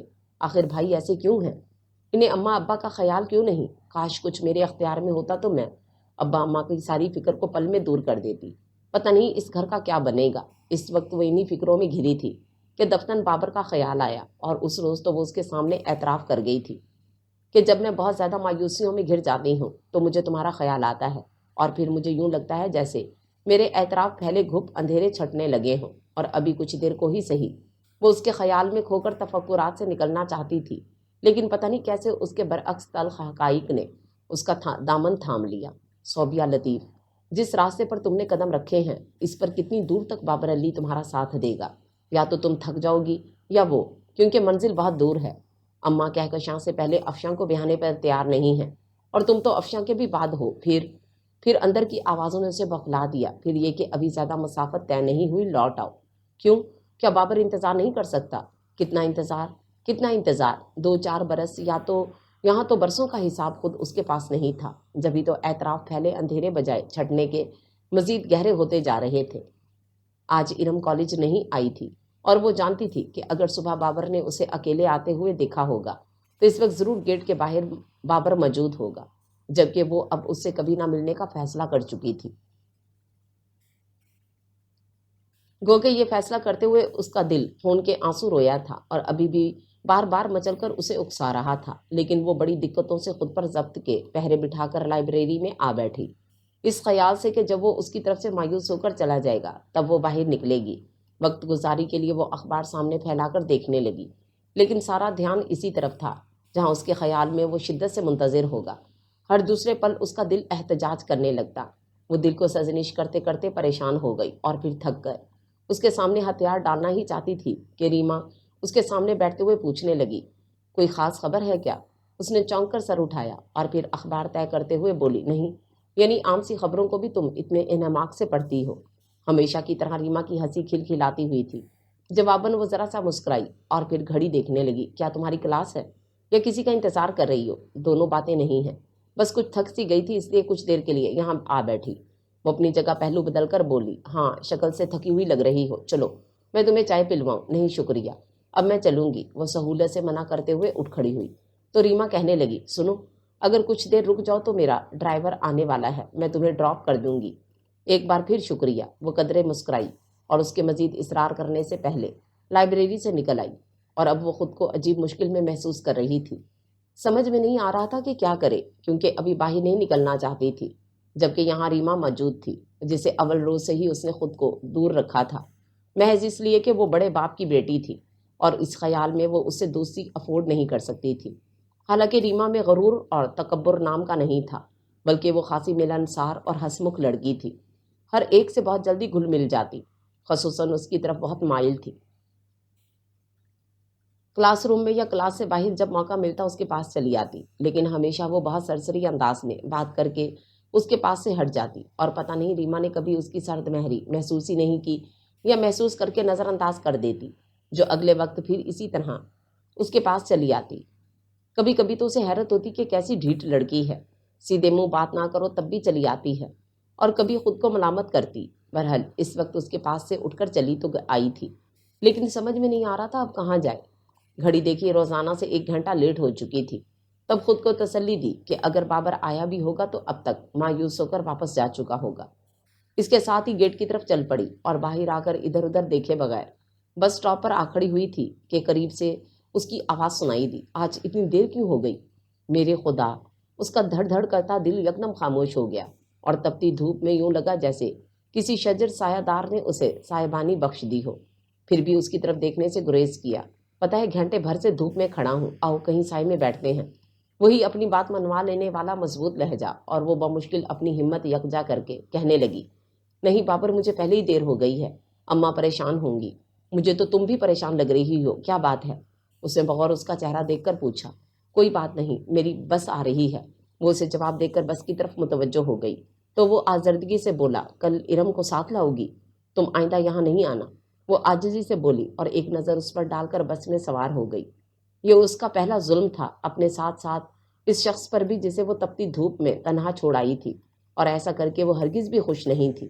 اس کے برعکس جیسے ایک عمر کا روگ خرید لائی تھی، وہ بھی کیا کرتی، کہاں تک اسے پابند رکھتی۔ اس کے نزدیک یہی بہتر تھا کہ اس سے پہلے کہ کسی مقام پر وہ تھک ہار کر راستہ بدل جائے، وہ خود اس راستے سے پلٹ آئی تھی، اور اس کا خیال تھا وہ خود کو سمجھا لے گی، لیکن یہ اتنا آسان نہیں تھا۔ کتنے بہت سارے دن گزر گئے، وہ خود کو فریب دیتے دیتے تھک گئی، لیکن جو فصیلیں اس نے اب گرد کھڑی کی تھیں اس سے نکلنے کا سوچا بھی نہیں۔ بہرحال ان دنوں وہ بہت چپ چپ رہنے لگی تھی، اور اس خیال سے کہ کوئی اس کی خاموشیوں کو محسوس نہ کرے خود کو کسی نہ کسی کام میں الجھائے رکھتی، اور اس وقت جب کوئی کام نہیں تھا تو وہ ایاز اور خالد کو پڑھانے بیٹھ گئی، اور انہیں پڑھاتے ہوئے اچانک جو سوچا وہ اماں سے بھی کہہ دیا، اماں میں گھر پر بچوں کو ٹیوشن پڑھا لیا کروں۔ اماں نے چونک کر اسے دیکھا، پھر قدرے ناگواری سے بولی، کیوں تمہاری اپنی پڑھائی ختم ہو گئی کیا؟ نہیں، پھر بھی میں پڑھا تو سکتی ہوں، کوئی ضرورت نہیں ہے۔ اماں کا منع کرنا اس کی سمجھ میں نہیں آیا۔ کچھ دیر تک پرسوچ انداز میں انہیں دیکھتی رہی، پھر کہنے لگی، اس میں حرجی کیا ہے، بلکہ کچھ پیسے ہی مل جایا کریں گے، نہیں چاہیے مجھے تمہارے کچھ پیسے، سمجھی؟ اماں کے تیکھے لہجے نے اسے یکدم خاموش کر دیا، جبکہ اماں مسلسل بڑبڑا رہی تھیں، ابھی تو صرف لڑکوں کا تانا سنتے ہیں، اب یہ لوگوں کو نیا موضوع دے گی کہ ہم بیٹیوں کی کمائی کھا رہے ہیں۔ اماں، آخر اسے ٹوکنا پڑا، باتیں بنانے کے لیے لوگوں کو خاص طور پر کوئی موضوع نہیں چاہیے ہوتا، جنہیں باتیں بنانا ہوتی ہیں وہ یوں بھی بناتے ہیں۔ بس مجھے سبق پڑھانے کی کوشش مت کرو، پڑھانا ہی ہے تو اپنے باپ کو پڑھاؤ جو سب کو 14 جماعت پڑھا کر سمجھتا ہے اس کی ذمہ داری ختم ہو گئی، تو ابا اور کیا کر سکتے ہیں؟ ارے کرنے کو کیا نہیں کر سکتے، لیکن انہوں نے تو کچھ نہ کرنے کی قسم کھا رکھی ہے۔ اماں کی ساری بھڑاس ابا پر نکلنے لگی تو وہ پچھتائی کہ ناحق انہیں چھیڑا، کیونکہ اب انہیں چپ کرانا بہت مشکل تھا۔ تب وہ خود ہی بہانے سے اٹھ کر اندر آ گئی۔ کیا ہوا؟ اماں کو کہکشاؤں سے دیکھ کر پوچھنے لگی، کیا تم پر خفا ہو رہی ہیں؟ پہلے مجھ پر ہوئی، پھر کیوں؟ اس کی بات پوری ہونے سے پہلے افشاں نے پوچھ لیا تو اسے بتانا پڑا، میں نے بچوں کو ٹیوشن پڑھانے کی بات کی تو خفا ہونے لگی۔ تم نے ایسی بات کیوں کی؟ کوئی غلط بات تو نہیں کی، آپ ہی بتائیے۔ اس میں کوئی حرج ہے کیا؟ اس نے باری باری دونوں بہنوں کو دیکھا تو کہکشاں بڑے آرام سے بولی، بالکل، اور تم آئندہ ایسی بات کرنا بھی نہیں۔ کیوں؟ وہ متوجہ ہی اس لیے کہ اگر ہم نے کچھ کرنا شروع کیا تو بھائی لوگ اور بھی بے فکر ہو جائیں گے۔ ابھی کون سا انہیں فکر ہے، تو تمہیں بھی فکر کرنے کی ضرورت نہیں ہے۔ کہکشاں نے اپنے بڑکپن کا فائدہ اٹھاتے ہوئے اسے ڈانٹ دیا، اور پہلی بار وہ اس کے ڈانٹنے پر خاموش ہو کر نہیں بیٹھ گئی۔ کہنے لگی، آپ اس انداز سے کیوں سوچ رہی ہیں کہ ہم کچھ کریں گے تو بھائی لوگ اور زیادہ بے فکر ہو جائیں گے؟ یہ بھی تو ہو سکتا ہے ہماری دیکھا دیکھی۔ بس رہنے دو، افشاں نے اسے مزید بولنے سے روک دیا۔ ہم تم سے زیادہ سمجھتے ہیں۔ ضرور سمجھتی ہوں گی، پھر بھی میں ابا سے بات کروں گی اگر انہوں نے اجازت دے دی۔ اس نے پرسوچ انداز میں خود کلامی کی۔ پھر جب اس نے ابا سے بات کی تو پہلے انہوں نے بھی منع کیا، اور جب سبب یہ بتایا کہ اس کی اپنی پڑھائی متاثر ہوگی تب وہ انہیں یقین دلاتے ہوئے بولی، نہیں ابا، میری پڑھائی بالکل متاثر نہیں ہوگی، بلکہ میں آپ کو یقین دلاتی ہوں کہ پہلے سے بھی زیادہ اچھے نمبر لاؤں گی۔ یوں بھی امتحان میں بس ایک ہی مہینہ رہ گیا ہے، اس کے بعد تو میں فارغ ہی فارغ ہوں۔ تو پھر ایسا کرو، پہلے امتحان دے دو، اس کے بعد اپنے شوق پورے کر لینا۔ ابا کی بات اجازت ملتے ہی وہ خوش ہو گئی، گو کہ وہ جانتی تھی کہ چند ٹیوشنز پڑھا کر وہ اس گھر کے مسائل حل نہیں کر سکتی تھی۔ ویسے تو یہ ایک اکیلی جان کے بس میں تھا بھی نہیں، اور نہ صرف اس کی ذمہ داری، پھر بھی کم سے کم اسے احساس تو تھا تھوڑا تھوڑا کر کے ہی صحیح وہ اماں ابا کو چھوٹی چھوٹی فکروں سے آزاد کر سکتی تھی۔ اور اسی وقت سے اس نے ایاز اور خالد سے کہہ دیا کہ اگر کوئی ٹیوشن کی بات کرے تو مجھ سے کہنا، جبکہ خود جی جان سے امتحان کی تیاری میں لگ گئی۔ پھر ابھی اس کے امتحان شروع نہیں ہوئے تھے کہ تایا جان جمال کی شادی کا کارڈ لے کر آ گئے، اور غالباً اماں ابا کو یہ امید ہرگز نہیں تھی کہ وہ اتنی جلدی کر جائیں گے۔ جب ہی دونوں گمسم ہو گئے، جبکہ تایا جان یہ جتا کر بڑے سرخرو ہو گئے تھے کہ ہماری خواہش تو افشاں کو بہو بنانے کی تھی، لیکن آپ لوگ ہی نہیں مانے، مکار لوگ ہیں۔ ان کے جاتے ہی اماں شروع ہو گئیں، ایسی ہی خواہش تھی تو انتظار نہیں کر سکتے تھے، یا کم سے کم ہم سے آ کر پوچھتے تو صحیح۔ اس سے تو یہی ظاہر ہوتا ہے کہ شروع سے ہی ان کی نیت خراب تھی، بس اپنا ہاتھ اوپر رکھنے کی خاطر چلے آئے، ورنہ کہکشاں میں کیا برائی ہے؟ بس کریں اماں، وہ عاجزی سے بولی، آپ کیوں دل میلا کرتی ہیں؟ کیسے دل میلا نہیں ہوگا؟ اپنے رشتہ دار ایسے ہی ہیں تو بندہ غیروں سے کیا امید رکھے گا؟ بھلا کیا ضرورت ہے کسی سے امید رکھنے کی؟ آج کل کوئی کسی کا نہیں ہے، سب پیسے کے ہیں۔ اس کا مطلب یہ ہرگز نہیں تھا کہ جو اماں سمجھ کر بولی، ہاں اب تم بھی مجھے اولاد کا تانا مارو کہ نکمے نکارا ہیں اماں۔ وہ سچ مچ سہم گئی، میں یہ کب کہہ رہی ہوں؟ نہیں کہہ رہی تو کہہ دو۔ اب اماں کو چپ کرانا مشکل تھا، اس نے عافیت اسی میں جانی کہ ان کے پاس سے اٹھ کر کمرے میں آ گئی، لیکن یہاں کی صورتحال نے اسے قدرے چونکا دیا، یعنی کہکشاں اور افشاں جو ایسے موقعوں پر سر جوڑ کر بیٹھ جاتی تھیں تو اس وقت دونوں ایک دوسرے سے یکسر لا تعلق ہو کر اپنے اپنے کام میں مصروف تھیں۔ کہکشاں پلنگ پر بیٹھی قمیض کی ترپائی کر رہی تھی، جبکہ افشاں الماری میں جانے کیا تلاش کر رہی تھی۔ تب وہ بھی اپنی کتاب لے کر چپ چاپ ایک کونے میں بیٹھ گئی، لیکن اس کا سارا دھیان ان دونوں میں الجھا رہا۔ کبھی کنکھیوں سے کہکشاں کو دیکھنے لگتی جس کا چہرہ بالکل سپاٹ، لیکن آنکھوں میں جانے کس خیال کی پرچھائیاں رقص کر رہی تھیں، اور کبھی اس کی نظریں افشاں کی پشت پر جم جاتی۔ تبھی منصور بھیا آ کر پوچھنے لگے، یہ اماں کس خوشی میں بڑبڑا رہی ہیں؟ وہ اپنی اہمیت جتانے کی خاطر ہمیشہ موقع کے برعکس بولتے تھے، اور کوئی ایک ضرور محسوس کرتا۔ اس وقت کہکشاں ہنس پڑی، آپ کو نہیں پتا جمال بھائی کی شادی ہو رہی ہے؟ ہیں اس بونگے کی؟ اس سے کون شادی کر رہا ہے؟ یہ غالباً ان کا احساس کمتری تھا۔ یہی تو میں سوچ رہی ہوں، پتہ نہیں کس کی قسمت پھوٹی ہے۔ تایا جان نے کہکشاں کو چھوڑ کر افشاں کو مانگا تھا، اور اب اسے اپنی توہین کا بدلہ تو لینا ہی تھا۔ وہ چپ چاپ دونوں کی باتیں سنتی رہی، جو کبھی جمال کا مذاق اڑاتے اور کبھی آنے والی کی قسمت پر افسوس کا اظہار کر رہے تھے۔ پھر جب افشاں الماری بند کر کے کمرے سے نکلی تو وہ بھی اٹھ کر اس کے پیچھے چلی آئی، اور کچن میں آ کر اسے آٹے کا تسلا اٹھاتے دیکھ کر کہنے لگی، آپ رہنے دیں افشاں جی، روٹی میں پکا لوں گی۔ نہیں، تمہارے امتحان ہونے والے ہیں، تم پڑھو بیٹھ کر، افشاں نے کہا، اور پھر خود ہی اپنی بات پر ہنسی۔ ایسے ماحول میں کیسے پڑھ سکوں گی؟ آپ نے بھی تو پڑھا ہے۔ ہاں، لیکن اس وقت ایسی باتیں تو نہیں ہوتی تھیں، ہم سب پڑھتے تھے، اور اب ہم فارغ ہو چکے ہیں تو تم لوگوں کا احساس ہی نہیں کرتے۔ افشاں کے لہجے کی افسردگی اس نے شدت سے محسوس کی، اور پھر کچھ ڈرتے ڈرتے پوچھا، افشاں جی، آپ کو دکھ ہوا ہے؟ کس بات کا؟ افشاں نے بے خیالی میں اسے دیکھا، اور پھر فوراً پلٹ کر چولہا جلانے لگی۔ جمال بھائی کی شادی؟ وہ اسی قدر کہہ کر خاموش ہو گئی تو افشاں ہنس پڑی، بے وقوف، جمال بھائی کی شادی خوشی کی بات ہے، دکھ کی نہیں۔ ہاں لیکن صوبیہ، افشاں نے ٹوکتے ہوئے براہ راست اس کی آنکھوں میں دیکھا، تم نے ہی تو کہا تھا نا کہ ساری خرابی ہمارے اپنے گھر میں ہے، اور یہی حقیقت ہے، لیکن ہم حقائق سے نظریں چرا کر دوسروں پر نہ صرف الزام رکھتے ہیں بلکہ مذاق بھی اڑاتے ہیں۔ ایسا کب تک ہوگا؟ سوچ میں ڈوبی اس کی آواز بہت دھیمی تھی۔ جب تک ہمارے اندر احساس نہیں جاگے گا اور جب تک ہماری سوچ نہیں بدلے گی، لوگ اسی طرح آ کر ہمارے منہ پر تماچا مارتے رہیں گے۔ خیر تم ذہن پر بوجھ مت ڈالو، ورنہ اماں کے آنے سے افشاں کی بات ادھوری رہ گئی اور وہ کچن سے نکل آئی، لیکن اتنا جان گئی تھی کہ افشاں جی کو دکھ ضرور ہوا ہے۔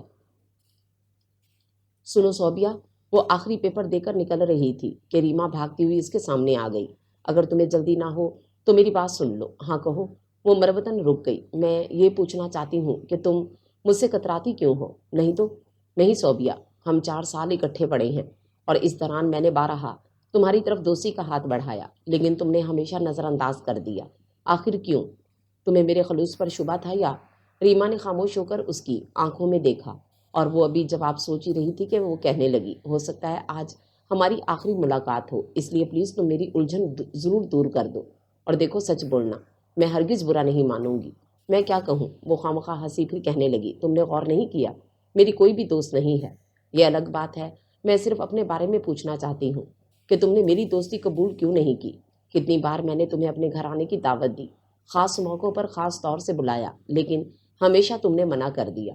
اسے ہرگز اندازہ نہیں تھا کہ کبھی ریما یوں اس سے جواب طلب کرے گی، اور وہ اندر ہی اندر خاصی جزبز ہو کر بولی، اس کی کوئی خاص وجہ نہیں ہے۔ اچھا؟ ریما کچھ مایوس ہو کر بولی، ویسے مجھے ہمیشہ افسوس رہے گا کیونکہ میں نے صرف تم سے دوستی کرنی چاہی تھی، تم مجھے اچھی لگتی ہو، اور تمہاری سرد مہری پر میں سمجھتی تھی شاید میرے خلوص میں کمی ہے۔ نہیں ریما، وہ بے اختیار کہہ گئی، کمی تمہارے خلوص میں نہیں بلکہ مجھ میں تھی۔ کیا مطلب؟ بس مطلب کو جانے دو، اور اگر میرے گریس یا سرد مہری سے تمہیں دکھ ہوا ہو تو پلیز مجھے معاف کر دینا۔ وہ کہہ کر جانے لگی تو ریما فوراً بول پڑی، ایک شرط پر معاف کروں گی۔ اس نے سوالیہ نظروں سے دیکھا تو ریما نے مسکراتے ہوئے اپنا ہاتھ آگے بڑھا دیا اور وہ ششو پن میں پڑ گئی۔ اب اگر تم نے میرا ہاتھ نہ تھاما تو میں سمجھوں گی۔ نہیں، تم کچھ مت سمجھو۔ اس نے فوراً ٹوک کر اس کا ہاتھ تھام لیا تو ریما زور سے ہنسی، وہی کھلکھلاتی ہوئی ہنسی تھی۔ اب چلنے کی بات کرو۔ ہاں چلو، میں تمہیں ڈراپ کر دوں گی۔ نہیں شکریہ، اور دیکھو اصرار نہیں کرنا ورنہ میں بہت خاموشی سے ہاتھ چھڑا کر چلی جاؤں گی۔ اس نے کہا تو ریما چپ سی ہو گئی۔ پھر باہر آ کر جب اپنی گاڑی میں بیٹھنے لگی تو پوچھے بغیر نہیں رہ سکی، سنو میرے گھر تو آؤ گی نا؟ اس نے یوں ہی اسبات میں سر ہلا دیا اور اس کے جانے کے بعد سٹاپ پر آئی تو بابر کو کھڑے دیکھ کر اسے اپنے گرد کھڑی کی ہوئی فصیلیں گرتی ہوئی محسوس ہوئیں۔ اسی وقت بس آ کر رکی تو وہ اسے نظر انداز کر کے جلدی سے اس میں سوار ہو گئی، لیکن پھر خود کو سمجھانا بہت مشکل تھا۔ کتنے دن وہ خود سے کہتی رہی کہ اسے یہی کرنا چاہیے تھا۔ وہ خواہ کیوں اسے کسی آس میں رکھے؟ اپنے تئیں وہ اسے آزاد کرا آئی تھی کہ اس کی طرف سے مایوس ہو کر وہ اپنے لیے نئی تلاش کرے، کیونکہ وہ 2 سال پہلے ہی اپنے پیروں پر کھڑا ہو چکا تھا اور اس پر بہت زیادہ ذمہ داریاں بھی نہیں تھیں۔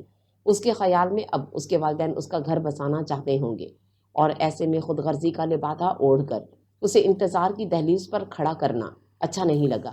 بہرحال وہ فوری طور پر نہ تو اپنے دل سے اس کی محبت نکال کر پھینک سکتی تھی اور نہ اس کی خیال سے دامن بچانا ممکن تھا، لیکن کوشش ضرور کر رہی تھی۔ یوں بھی کالج چھوٹنے کے بعد سارا وقت گھر میں ہی گزرتا تھا، اور گھر کا ماحول تو ایسا ہی تھا، روز کوئی نئی بات ہو جاتی جس سے اگر ہنگامہ کھڑا نہ بھی ہوتا تب بھی فضا ضرور مقدور ہو جاتی تھی۔ اور ان دنوں تو خاص طور سے وہ نشانہ بنی رہی تھی کیونکہ اس نے ابا سے اسکول میں ملازمت کرنے کی اجازت لے لی تھی، اور اس کے حصول کی کوششوں میں اماں سے 100 طرح کی باتیں سننی پڑ رہی تھیں۔ پھر کہکشاں تھی، پھر پہلے طنز کرتی، پھر مذاق اڑاتی۔ البتہ افشاں کہکشاں کا ساتھ نہیں دیتی تھی، اس کی جگہ منصور بھیا لے چکے تھے۔ پتہ نہیں دونوں بڑے کس مٹی سے بنے تھے۔ کسی وقت تو وہ ان کی باتوں سے عاجز آ کر سوچتی کہ وہ بھی ان کی طرح بے حس ہو کر خود کو حالات کے دھارے پر چھوڑ دے، لیکن ہر نیا دن اسے نئے سرے سے حوصلہ عطا کرتا اور وہ ہر طرف سے اپنے کان بند کر لیتی، جس کا جو دل چاہے کہے۔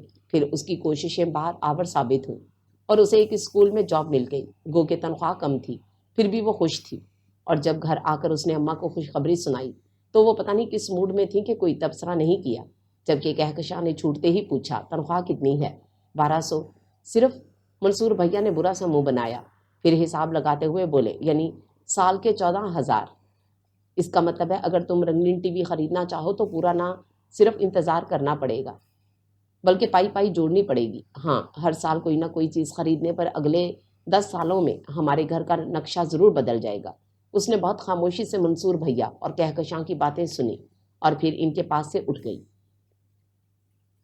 اسے اسکول جوائن کیے ہوئے ہفتہ 10 دن ہوئے تھے کہ اس روز واپسی پر بابر نے اپنی بائک اس کے بالکل قریب لا روکی۔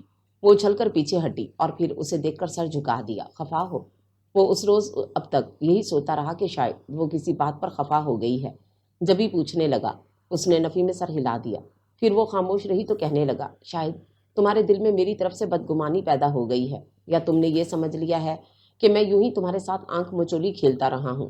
ایسا نہیں ہے صوبیہ، میرا اعتبار کرو، میں تو بس اس انتظار میں تھا کہ شیزا کی کہیں بات ہو جائے، پھر میں امی سے تمہارا ذکر کروں اور میں آج ہی امی کو تمہارے گھر بھیجوں گا۔ نہیں، وہ سچ مچ سٹ پٹا گئی۔ منع مت کرو، کیونکہ میں اب مزید انتظار نہیں کر سکتا۔ میں تمہیں انتظار کرنے کو کہوں گی بھی نہیں، لیکن بس تو باقی باتیں اطمینان سے کریں گے۔ وہ اس کی بات سنے بغیر دلکش مسکراہٹ کے ساتھ بولا اور پھر بائک بڑھا کر لے گیا۔ تو وہ حیران پریشان کتنی دیر تک اس کے پیچھے نظریں جمائے کھڑی رہی۔ اس کا بس نہیں چل رہا تھا کہ کس طرح اسے روک دے اور سختی سے منع کرے کہ وہ خصوصاً اس مقصد کے لیے اپنی امی کو نہ بھیجے، لیکن وہ اطمینان سے اپنی بات کہہ کر نظروں سے اوجھل ہو چکا تھا۔ جبکہ اس کا سارا اطمینان رخصت ہو گیا۔ گھر آ کر کھانا کھاتے ہی وہ سر تک چادر اوڑھ کر لیٹ گئی اور کسی بھی طرح بابر کی امی کو یہاں آنے سے روکنے کی تدبیر سوچنے لگی، کیونکہ جانتی تھی کہ یہاں سے صاف انکار کر دیا جائے گا۔ صوبیہ، اماں کی پکار نے اس کی سوچ کو منتشر کر دیا۔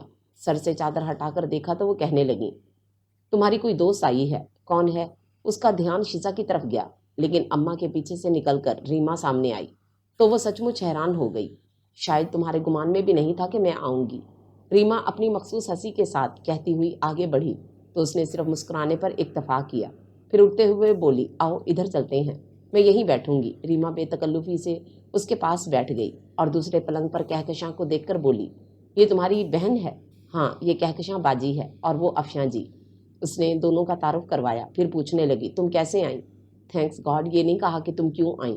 اگر تم سے دوستی نہ کر چکی ہوتی تو ایسا ہی کہتی۔ اس کی صاف گوئی پر ریما کھلکھلا کر ہنسی، پھر کہنے لگی، میں ہرگز برا نہیں مانتی، کیونکہ میں تو اس کے لیے بھی تیار ہو کر آئی تھی کہ تم مجھے دھکے دے کر نکال دو گی۔ نہیں، خیر ابھی اخلاقی طور پر اتنی دیوالیہ نہیں ہوئی۔ وہ خجل سی ہو کر اٹھ کھڑی ہوئی، چائے پیو گی یا؟ کسی تکلف کی ضرورت نہیں ہے، تم بس میرے ساتھ چلنے کی تیاری کرو۔ ریما نے کہا تو وہ کیا، کیوں، کہاں جیسے سارے لفظ ہونٹوں پر روک کر سوالیہ نظروں سے دیکھنے لگی۔ آج میری برتھ ڈے ہے اور میں تمہیں لینے آئی ہوں۔ پھر کہکشاں اور افشاں کو مخاطب کر کے بولی، باجی آپ بھی چلیں، اس وقت تو مشکل ہے، اگر تم 2-3 روز پہلے کہہ دیتی تو ضرور آتے۔ کہکشاں نے کہا تو وہ جو جواب سوچ رہی تھی فوراً تائید کرتے ہوئے بولی، باجی ٹھیک کہہ رہی ہیں، تمہیں پہلے آ جانا چاہیے تھا۔ تمہاری بات ٹھیک ہے، لیکن ایسا ہے کہ اس بار میرا سالگرہ منانے کا کوئی پروگرام نہیں تھا اور ممی نے مجھے بتائے بغیر ہی سارا انتظام کر دیا۔ پھر جب انہوں نے مجھے بتایا تو یقین کرو میں سب سے پہلے تمہارے پاس آئی ہوں، اور تم پلیز انکار نہیں کرو۔ ریما نے وضاحت کرتے ہوئے کہا تو وہ ششوپن میں مبتلا ہو کر کہکشاں کو دیکھنے لگی۔ اماں سے پوچھ لو، اگر وہ اجازت دیں تو چلی جاؤ۔ کہکشاں نے ریما کے سامنے ہی کہہ دیا، چلو تمہاری امی سے میں بات کرتی ہوں۔ ریما فوراً کھڑی ہو گئی اور اس کے ساتھ اماں کے پاس آئی اور ان کی گردن میں باہیں ڈال کر اتنی لگاوٹ کا مظاہرہ کیا کہ اماں سچ مچ اس سے متاثر ہو گئی۔ پھر وہی بار بار کہتی رہی کہ میں شام میں آ جاؤں گی، لیکن اماں نے باقاعدہ ڈانٹ دیا، بچی اتنی محبت سے لینے آئی ہے، چلی جاؤ۔ آپ کتنی اچھی ہیں آنٹی، اور ایک یہ ایسی بے مروت ہے، ذرا میری محبت کا احساس نہیں۔ ریما نے اسے منہ چڑھایا تو وہ گھور کر بولی، میں تیار ہو کر آتی ہوں، ایسے ہی ٹھیک ہو، میرا مطلب ہے پارٹی تو شام میں ہے، کپڑے وغیرہ لے لو، وہیں تیار ہو جانا۔ اچھی بات، اماں ارم کو لے جاؤں؟ اس نے رک کر پوچھا اور اماں کے اسبات میں سر ہلانے پر ارم کو پکارتے ہوئے اپنے کمرے میں آئی اور ایک شاپر میں اپنے اور اس کے کپڑے رکھنے لگی۔ جا رہی ہو؟ کہکشاں نے سرسری انداز میں پوچھا۔ ہاں۔ آؤ گی کب؟ شام تو ہو جائے گی۔ کہکشاں نے سوال کے بعد جواب بھی خود ہی دیا اور وہ شاپر اٹھا کر کمرے سے نکل آئی۔ ریما کے اتنے بڑے گھر میں آ کر وہ مرعوب نہیں ہوئی تھی، کیونکہ اسے اپنی غریبی یا چھوٹے گھر کا کوئی دکھ نہیں تھا۔ جو محرومیاں پہلے ہی اس کے یا اس کے گھر کے حصے میں آئی تھیں، اس کے خیال میں وہی بہت تھیں، اور وہ مزید اپنی جھولی میں کسی نئے احساس کا بوجھ برداشت نہیں کر سکتی تھی۔ جب یہاں آ کر کچھ چپ سی ہو گئی، گو کہ ریما کی ممی بہت محبت سے ملی اور اتنے پیار سے اس کا چہرہ ہاتھوں میں لے کر کہا، ریما تمہاری دیوانی ہے اور تمہاری اتنی تعریفیں کرتی ہے کہ اگر اب بھی تم نہ آتی تو میں خود تم سے ملنے آ جاتی۔ इतनी मोहब्बत के जवाब में भी वो कुछ नहीं कह सकी। फिर रीमा उसे और इरम को अपने कमरे में ले आई तो कहने लगी, मैंने तुम्हें सोते में जगा दिया, अब अगर तुम सोना चाहो तो यहाँ इत्मीनान से सो सकती हो। नहीं, मैं सो नहीं रही थी, यूं भी मुझे दोपहर में सोने की आदत नहीं है। मैंने इसलिए कहा कि कहीं तुम मुझे दिल ही दिल में गालियां ना दे रही हो। वैसे आजकल क्या कर रही हो? बस एक तुम्हें गालियां नहीं दे रही। उसकी बात पर रीमा खिलखिलाकर हंसी, फिर एकदम संजीदा हो गई। नहीं, वाकई बताओ क्या कर रही हो? अभी कुछ दिन पहले एक स्कूल ज्वाइन किया है, वहाँ पढ़ाती हूँ। बहुत अच्छी बात है। रीमा ने फौरन सिराहा, फिर उठते हुए बोली, एक मिनट, मैं चाय का कह आऊँ। आपी, क्या तुम पहले भी यहाँ आ चुकी हो? रीमा के जाते ही इरम ने उससे पूछा तो उसने नफी में सर हिला दिया। फिर शाम में जब वो रीमा के साथ हॉल कमरे में दाखिल हुई तो एक बार फिर उसने सोचा कि उसे यहाँ नहीं आना चाहिए था। खासा सहर अंगेज माहौल था। उसने अंदर दाखिल होते ही बहुत एहतियात से यहाँ से वहां तक देख लिया और फिर इरम का हाथ थामकर निस्बतन तन्हा गोशे में जा बैठी। लेकिन कुछ देर बाद ही रीमा उसके सर पर आ खड़ी हुई। तुम यहाँ क्यों चली आई? इधर आओ ना। नहीं, मैं यहीं ठीक हूँ। और सुनो, आप ना किसी बात पर इसरार करना और ना मजबूर, क्योंकि मुझे बार बार इनकार करना अच्छा नहीं लगता और फिर तुम भी महसूस करोगी। उसने इतनी संजीदगी से कहा कि रीमा खामोश हो गई। तुम इत्मीनान से अपने मेहमानों को अटेंड करो, मैं यहाँ बिल्कुल ठीक हूँ। उसने फिर कहा तो रीमा गहरी सांस लेकर बोली, अपने साथ इरम को तो बोर ना करो, कम से कम उसे तो एंजॉय करने दो। ये जब यहाँ किसी को जानती ही नहीं तो जानना जरूरी नहीं है। आओ इरम। रीमा जबरदस्ती इरम का हाथ पकड़कर उठा ले गई तो उसने बहुत अजियत से अपनी नजरों को इरम के ताकुब में छोड़ दिया। इससे बड़ी होने के नाते गालबन इस वक्त वो उसे सरासर अपनी जिम्मेदारी समझते हुए अपना आप भुलाए सारा ध्यान उसी पर मरकूज किए बैठी थी। वो कहाँ खड़ी है, किससे बात कर रही है? लापरवाही में उसके शानों से आंचल तो नहीं झलक रहा? और कभी यूं भी होता है कि जब अपना ध्यान नहीं रहता तो कोई और ध्यान में रख लेता है। उसे पता ही नहीं चला कि जिस तरह उसकी सारी तवज्जो इरम की तरफ है, इसी तरह कोई उस पर नजरें जमाए खड़ा है। फिर जब हॉल तालियों और हैप्पी बर्थडे की आवाज़ों से गूंजने लगा तो कुछ देर को उसकी तवज्जो हटी और इसी पल उसे अपने चेहरे पर बेपनाह सी तपिश का एहसास हुआ। उसे घबराहट होने लगी और इधर उधर देखे बगैर उठकर सीधी रीमा के पास आई और सरगोशी में बोली, बस रीमा, अब मुझे इजाज़त दो। रीमा ने हैरान होकर देखा तो जल्दी से बोली, मैं फिर आऊँगी, इस वक्त जाने दो। रीमा समझ गई अब वो नहीं रुकेगी, इसलिए इसरार करने के बजाय कहने लगी, चलो मैं तुम्हें छोड़ आऊँ। तुम चलोगी? मेरा मतलब है यहाँ तुम्हारे मेहमान और लोग हैं ना। फिर तुम्हारी अम्मी से मैंने कहा था कि मैं खुद छोड़ आऊँगी। तुम इरम को बुलाओ, मैं मम्मी को बताकर आती हूँ। रीमा अपनी मम्मी की तरफ बढ़ी तो उसने इशारे से इरम को पास बुलाया। फिर रीमा के आने पर उसके साथ हॉल कमरे से निकल आई। क्या बात है बेटा? कॉरिडोर में रीमा के पापा ने रोक लिया। कहाँ जा रही हो? पापा, ये मेरी दोस्त है सोबिया। रीमा ने पहले शायद तारुफ करवाना जरूरी समझा। सोबिया, ये मेरे पापा हैं और ये भाई। अस्सलाम वालेकुम। उसने जरा सी पलकें उठाकर सलाम किया। वालेकुम अस्सलाम जवाब के साथ उन्होंने उसके सर पर हाथ रखा। फिर आगे बढ़ गए तो रीमा भाई से कहने लगी, भाई, आप किसी को मेरी गैर मौजूदगी का एहसास नहीं होने दीजिएगा। मैं इन्हें छोड़कर फौरन आती हूँ। क्या ये जा रही हैं? उसने हैरत में डूबी आवाज़ सुनी और इस ख्याल से कि कहीं रीमा तफसीली जवाब देने न खड़ी हो जाए उसका हाथ दबाकर चलने का इशारा किया तो वो भाई को अभी आती हूँ कहकर उसके साथ चल पड़ी। मुझे तुमसे नाराज़ होने का पूरा हक है, फिर भी मैं नाराज़ नहीं हूँ। रास्ते में रीमा ने बार बार उसे जताया।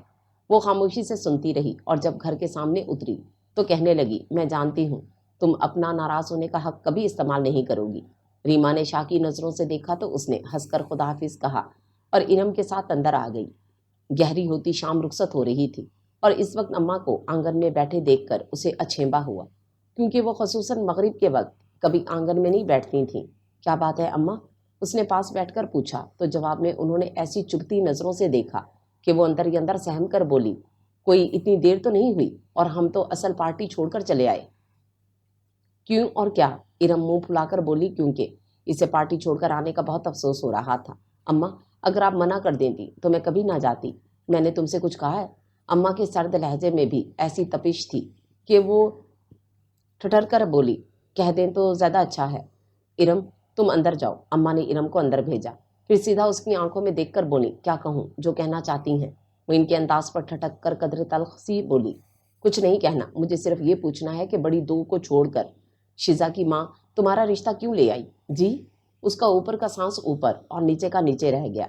ये कोई मायूब बात नहीं थी। پھر جس گھر میں بیری ہو وہاں پتھر آتے ہی ہیں، لیکن اماں کو پتہ نہیں کیا بات ناگوار گزری تھی۔ بابر کی امی کا آنا، یا خصوصاً اس کے لیے آنا۔ میری بات کا جواب دو، وہ تمہارے لیے کیوں آئی؟ اماں نے پھر پوچھا تو وہ ساری ہمتیں یکجا کر کے بولی، مجھے نہیں پتا۔ اس کے ساتھ ہی اٹھ کر اندر چلی آئی، اور کتنے دنوں بعد ایک بار پھر کہکشاں اور افشاں کے جڑے ہوئے سر دیکھ کر اسے یوں لگا جیسے وہ یکدم تنہا ہو گئی ہو۔ اس کی آمد پر دونوں کے ہونٹوں نے معنی خیز مسکراہٹ کا تبادلہ کیا، پھر سرگوشیوں میں مصروف ہو گئیں۔ میرے خدا، اس کے اندر گھٹن بڑھتی چلی گئی، اور وہ بیڈ کے کنارے خاصے تکلف سے بیٹھ کر کانوں میں سے ٹاپس اور کلائی کی چوڑیاں اتارنے لگی۔ بظاہر وہ اپنے کام میں مصروف تھی، لیکن سارا دھیان ان دونوں کی طرف تھا، جن کی دبی دبی ہنسی اسے مجرمانہ احساس بخش رہی تھی۔ پتہ نہیں کیسے ہوتے ہیں وہ گھر جہاں ایسی کوئی بات، کوئی پیغام انوکھا اور گدگدا دینے والا احساس بخشتا ہے۔ بہنوں کی چھیڑ چھاڑ سے آنکھوں میں سپنوں کی بہارات اتر آتی ہے، اور ہونٹوں کی کلیاں اپنی جگہ چٹکنے کو بےتاب۔ پھر یہاں ایسا کیوں ہے؟ اس رات وہ دیر تک ایسی باتیں سوچتی اور کڑتی رہی تھی۔ پھر کتنے بہت سارے دن گزر گئے۔ اسے یہ بھی معلوم نہیں تھا کہ اماں نے بابر کی اماں کو کیا جواب دیا ہے، اور خود سے کسی سے بھی پوچھنے کی اس میں ہمت نہیں تھی، کیونکہ اس روز کے بعد سے تو وہ جیسے سب کے لیے اجنبی ہو گئی تھی۔ اماں اس سے اکھڑی اکھڑی رہتی، جبکہ کہکشاں اور افشاں سیدھے منہ بات نہیں کرتی تھیں۔ کتنی بار اس نے سوچا وہ سب کو جھنجھوڑ کر پوچھے کہ آخر اس نے کیا کیا ہے، لیکن یہاں بھی اس کی ہمت جواب دے جاتی۔ عجیب سا کھچاؤ تھا ماحول میں۔ ان دنوں وہ شدت سے دعائیں مانگتی کہ کاش کوئی انہونی ہو جائے جو اس کی طرف سے سب کا دھیان ہٹے۔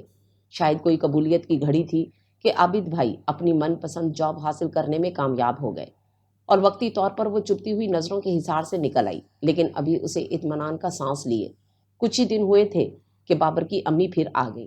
اس بار وہ سامنے ہی کھڑی تھی۔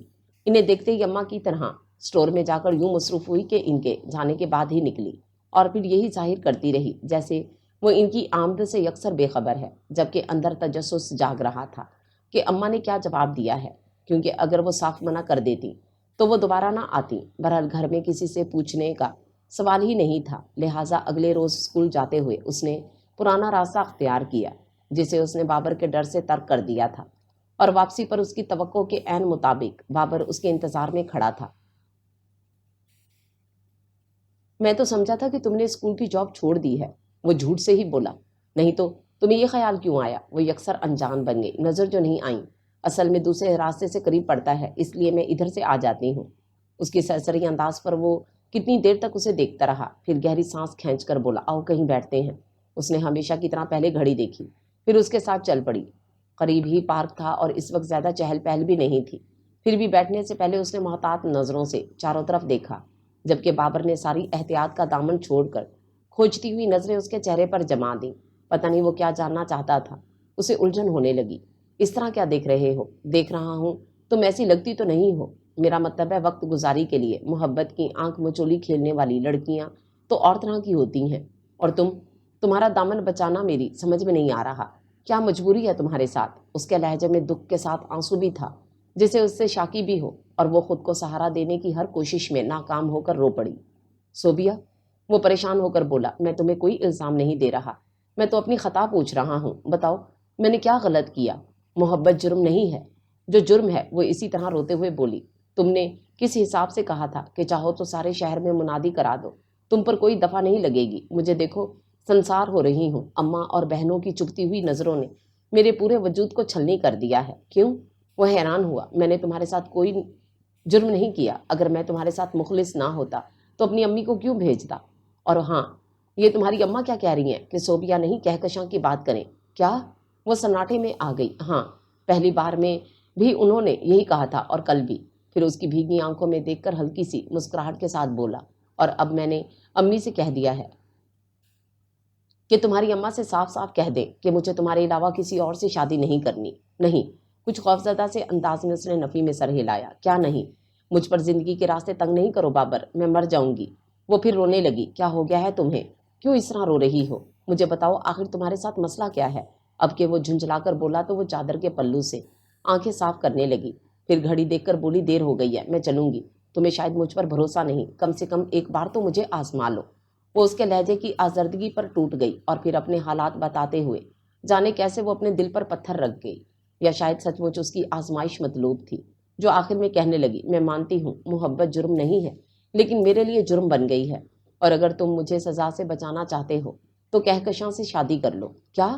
اسے جیسے کرنٹ چھو گیا۔ تم اپنے حواس میں تو ہو؟ ہاں۔ اپنی بات پر قائم رہنے کے لیے اسے اپنی ساری توانائیاں صرف کرنی پڑیں۔ دیکھو صوبیہ، میں اس قسم کا مذاق ہرگز برداشت نہیں کر سکتا۔ میں مذاق نہیں کر رہی، آخر تمہیں کہیں نہ کہیں تو شادی کرنی ہی ہے۔ پھر کہکشاں بس کرو۔ وہ اسے ٹوک کر اٹھ کھڑا ہوا اور پھر ادھر ادھر ٹہلتے ہوئے بار بار زمین پر کسی نادیدہ شے کو زور سے ٹھوکر مارتا، اور اس کی یہ حرکت اس کے اندرونی اضطراب کو ظاہر کر رہی تھی۔ پھر یکدم اس کے سامنے پنجوں کے بل بیٹھتے ہوئے بولا، اگر تمہیں میری آزمائش مطلوب ہے تو جان مانگو۔ شاید آج آنسوؤں کو بھی ضد ہو گئی تھی کہ بار بار چھلک کے آ رہے تھے، اور اب تو بولنے کی راہ میں بھی حائل ہو گئے تھے کہ وہ کوشش کے باوجود ایک لفظ نہ کہہ سکی۔ خدا حافظ بھی نہیں، یوں ہی چپ چاپ اٹھ کر چلی آئی۔ یہ اس کا ایک اور ظلم تھا اپنے ساتھ ساتھ اس شخص پر بھی جس نے اسے بڑے خلوص سے چاہا تھا، اور اب اپنی چاہت کو اندر کہیں دفن کرتے ہوئے اس کے قدموں کے نشان اپنے پیروں تلے رونتا آ رہا تھا۔ اس کے اندر کتنے ناکے ہوئے، اور ایک پل کو یوں لگا جیسے پیروں تلے سے زمین بھی سرک گئی ہو، گویا اس کی آزمائش میں پورا اتر کر وہ اسے آزمائش میں ڈال گیا تھا۔ بمشکل خود کو سنبھال کر اس نے تصدیق کے لیے اماں کی طرف دیکھا تو وہ کہنے لگیں، ہاں آج شیزا کی امی آئی تھیں، کہکشاں کے لیے کہہ گئی ہیں۔ دیکھو تمہارے ابا کیا کہتے ہیں۔ ابا کیا کہیں گے؟ اسے اپنی آواز اجنبی لگی۔ ظاہرہ لڑکے کو دیکھ کر ہی بات کریں گے، اور پھر وہ تو اتنی جلدی مچا گئی ہیں کہ فوراً شادی کریں گے۔ اب تمہارے ابا کے پاس کوئی انتظام ہوگا جبھی تو کریں گے۔ اس نے دیکھا اماں کی نظروں کی چبھن کہیں رخصت ہو گئی تھی، تب اسے اپنا آپ کچھ ہلکا سا لگنے لگا۔ شکریہ بابر علی، تم نے میرا مان رکھ لیا۔ اس رات اپنی کتاب زندگی کے اس باب کو ہمیشہ کے لیے بند کرتے ہوئے اس نے سوچا، یہ طے ہے کہ ہم سب کو اپنے اپنے نصیب کا ملنا ہے۔ پھر میں یہ کیوں کہوں کہ وہ میرے نصیب کی بارشیں کسی اور چھت پر برس گئیں۔ پھر جیسا کہ ابا نے اماں سے کہا تھا کہ تم کہیں بات تو چلاؤ، شادی کے لیے بھی اللہ انتظام کر ہی دے گا، تو اماں نے رشتہ منظور کرتے ہی باقی ساری ذمہ داریاں ابا پر ڈال دیں۔ گو کہ اب عابد بھائی بھی کمانے لگے تھے، لیکن وہ ساری تنخواہ اماں کے ہاتھ پر نہیں رکھتے تھے، بس 1000 دے کر فارغ ہو جاتے۔ اس بار بھی انہوں نے یہی کیا، اور جب اماں نے احساس دلانا چاہا کہ بہن کی شادی ہونے والی ہے اور کچھ اضافی رقم کا مطالبہ کیا، تو انہوں نے کھڑے کھڑے 100 عذر تراشے اور آخر میں یہ کہنے سے بھی باز نہیں آئے، منصور بھیا سے کہیے وہ بڑے ہیں، لیکن انہیں کچھ احساس ہی نہیں۔ شروع سے ان کی عادت تھی کہ تھوڑا دے کر بھی جتانا فرض سمجھتے تھے۔ بہرحال قرض لے کر ہی صحیح ابا اس ذمہ داری کو اکیلے ہی نبھا گئے۔ یوں بھی انہیں اپنے بیٹوں سے کوئی امید نہیں تھی۔ منصور بھیا ابھی تک صرف پلاننگ ہی کرتے رہے، اور عابد بھائی کے اندر چھپی خود غرضی کو وہ بہت پہلے سے جان چکے تھے۔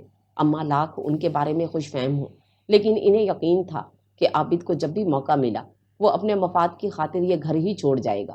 اماں خواہ مخواہ ان کے سامنے صفائیاں پیش کر رہی تھیں کہ ابھی اس کی نئی نوکری ہے، ورنہ وہ دفتر سے قرض لے کر آپ کا بوجھ ہلکا کر سکتا تھا۔ بس نیک بخت اللہ کا شکر ہے کہ کہکشاں عزت و آبرو سے اپنے گھر کی ہو گئی۔ ابا نے کوئی شکوہ نہیں کیا، اور وہ جو شادی کی تیاریوں سے لے کر آخری انتظامات تک پیش تھی، عین اس وقت جب دولہے کو اندر لایا گیا وہ بہت خاموشی سے پس منظر میں چلی گئی، کیونکہ وہ نہیں چاہتی تھی کہ جس باب کو وہ ہمیشہ کے لیے بند کر چکی ہے وہ تیز آندھیوں کی زد میں آ کر اس کے لیے رسوائی کا سامان کر جائے۔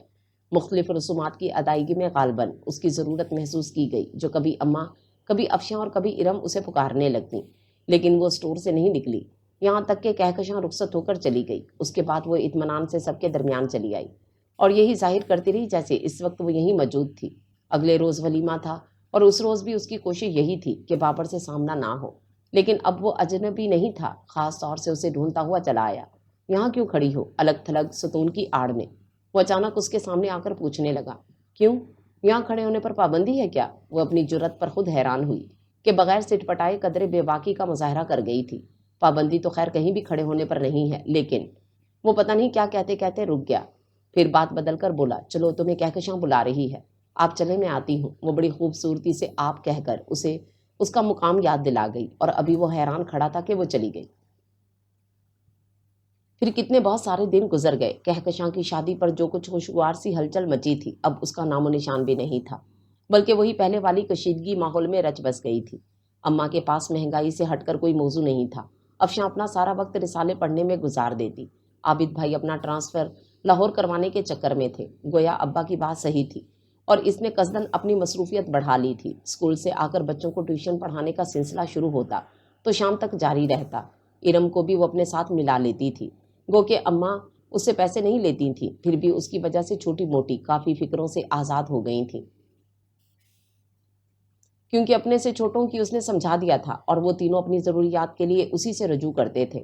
یہاں تک تو ٹھیک تھا، وہ چھوٹے تینوں کو دیکھ کر خوشی محسوس کرتی، لیکن جب منصور بھیا اس سے مانگتے تب اسے دکھ ہوتا کہ وہ لاکھوں کے پلان بنانے والے کبھی اس سے 50 مانگ رہے ہوتے اور کبھی 100 روپے۔ اگر اس کے پاس ہوتے تو وہ انکار نہیں کرتی تھی، لیکن بعد میں کرتی بھی رہتی کہ آخر وہ خود کیوں نہیں کچھ کرتے۔ اماں نے بھی اب تھک ہار کر انہیں ٹوکنا چھوڑ دیا تھا، لیکن ان کی طرف سے پریشان ضرور رہتی تھیں کہ کسی کا نہ صحیح اپنا نقصان تو کر رہے ہیں۔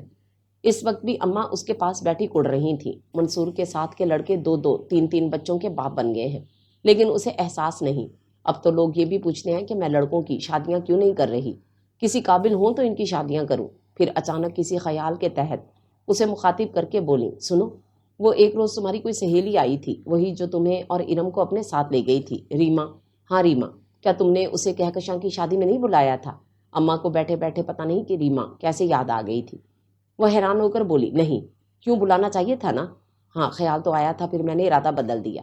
اصل میں اماں وہ بڑے گھر کی لڑکی ہے، اس لیے میں اس سے زیادہ میل جول نہیں رکھنا چاہتی۔ اس نے ریما کو نہ بلانے کا سبب بتایا تو اماں کچھ دیر سوچنے کے بعد بولی، لیکن وہ لڑکی تو اچھی ملنسار لگ رہی تھی، اور ارم نے بتایا تھا کہ اس کے گھر والے بھی اچھے تھے، پھر تم اس سے کیوں نہیں ملتی؟ اس نے ذرا سے کندھے اچکا کر سر کو یوں ہی نفی میں ہلایا جیسے سمجھ میں نہ آیا ہو کہ کیا کہے۔ تب اماں پوچھنے لگی، کیا کرتا ہے اس کا باپ؟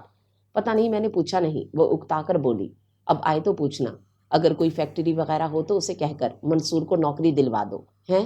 اس کی پوری آنکھیں کھل گئی۔ ہاں تو اس میں حرج ہی کیا ہے، لوگوں کے کام ایسے ہی تو کہہ سن کر ہوتے ہیں، تم اگر بھائی کے لیے کہہ دو گی تو۔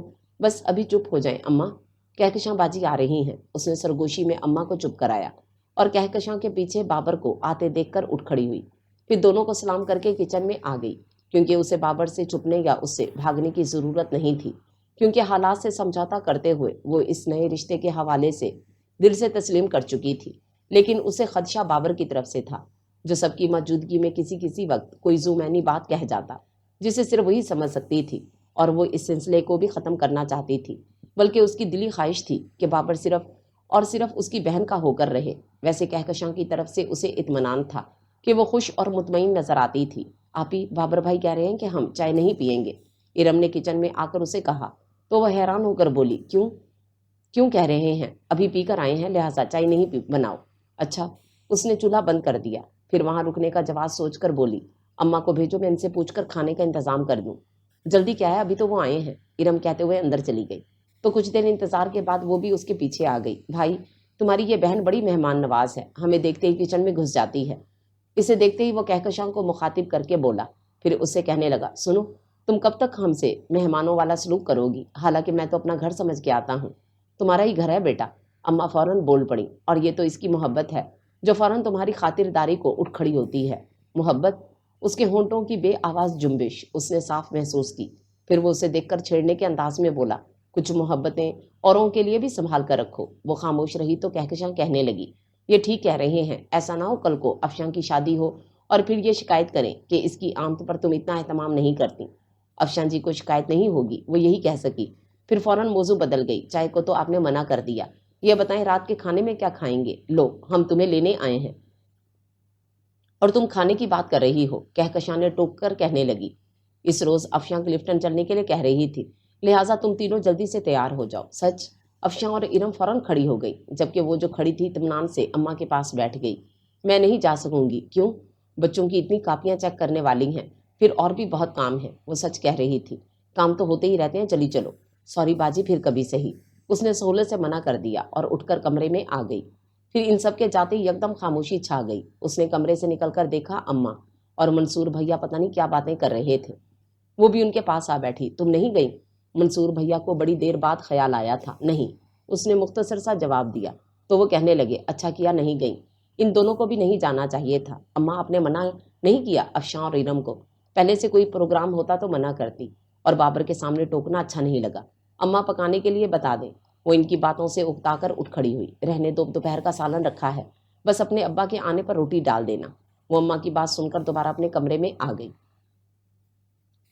अम्मा अब उठते बैठते उससे रीमा के बारे में पूछने लगी थी कि वो दोबारा आई क्यों नहीं, और अगर वो नहीं आई तो तुम्हें जाना चाहिए। वो जानती थी अम्मा उसके बारे में क्यों पूछती हैं, और उसे मंसूर भैया के लिए बात करना अच्छा नहीं लग रहा था, इसीलिए मुसलसल टाल रही थी। लेकिन अम्मा पीछे ही पड़ गई। तब उस रोज वो खालिद के साथ उसके घर चली आई। बेटा, रीमा तुम्हें इतना याद करती है, रीमा की मम्मी उसे देखते ही कहने लगी। रोज मुझसे कहती है कि ड्राइवर को भेजकर तुम्हें बुलवाऊं। कहाँ है वो? अपने कमरे में। असल में उसकी तबीयत ठीक नहीं है, वरना वो खुद तुम्हारे पास आती। क्या हुआ है उसे? उसने तशवीश जाहिर की। आओ खुद ही देख लो। फिर रुककर खालिद के बारे में पूछने लगी। ये तुम्हारा भाई है? जी। उसने जवाब देकर खालिद को देखा तो वो कहने लगा, मैं चलता हूँ आपी, आप टाइम बता दे, मैं लेने आ जाऊंगा। तुम क्यों जा रहे हो? बैठो ना। बस आंटी मुझे कुछ काम है। अच्छा तो इसकी फिक्र नहीं करो, ये आ जाएगी, उन्होंने कहा। तो उसने खालिद को देखकर उनकी तायद में सर हिलाया। फिर उसे भेजकर इनके साथ रीमा के कमरे में आ गई। अरे, रीमा उसे देखकर खिल उठी। ईमान से अभी मैं तुम्हारे बारे में ही सोच रही थी, लेकिन मुझे तुम्हारे आने का गुमान भी नहीं था। क्यों? वो खफीफ सा मुस्कुराई। इसलिए कि मुझे पता था तुम बड़ी बेमुरवत हो, तुम्हें मुझसे जरा भी लगाव नहीं। ऐसा नहीं है बेटा, अगर इसे तुमसे लगाव ना होता तो अब भी ना आती। मम्मी ने उसकी तरफदारी करते हुए प्यार से रीमा को सजनिश की। फिर जाते जाते कहती गई, अब ऐसी बातें करके उसे नाराज नहीं करना। क्या हुआ है तुम्हें? कब से बीमार हो? मम्मी के जाते ही वो उससे पूछने लगी। हफ्ता 10 दिन से रोज बुखार हो जाता है, बस इसीलिए तुम्हारे पास नहीं आ सकी। और इससे पहले मैं यहाँ थी ही नहीं, पापा के साथ लंदन गई हुई थी। खैर तुम बताओ, आज तुम्हें मेरी याद कैसे आ गई? रीमा ने इतनी गर्मजोशी से उसका हाथ दोनों हाथों में दबाया कि वो कितनी देर तक उसे देखती रही, बल्कि हैरान भी हुई कि आखिर इसमें ऐसी क्या बात है कि रीमा ने दोस्ती के लिए सिर्फ उसे मुंतखब किया।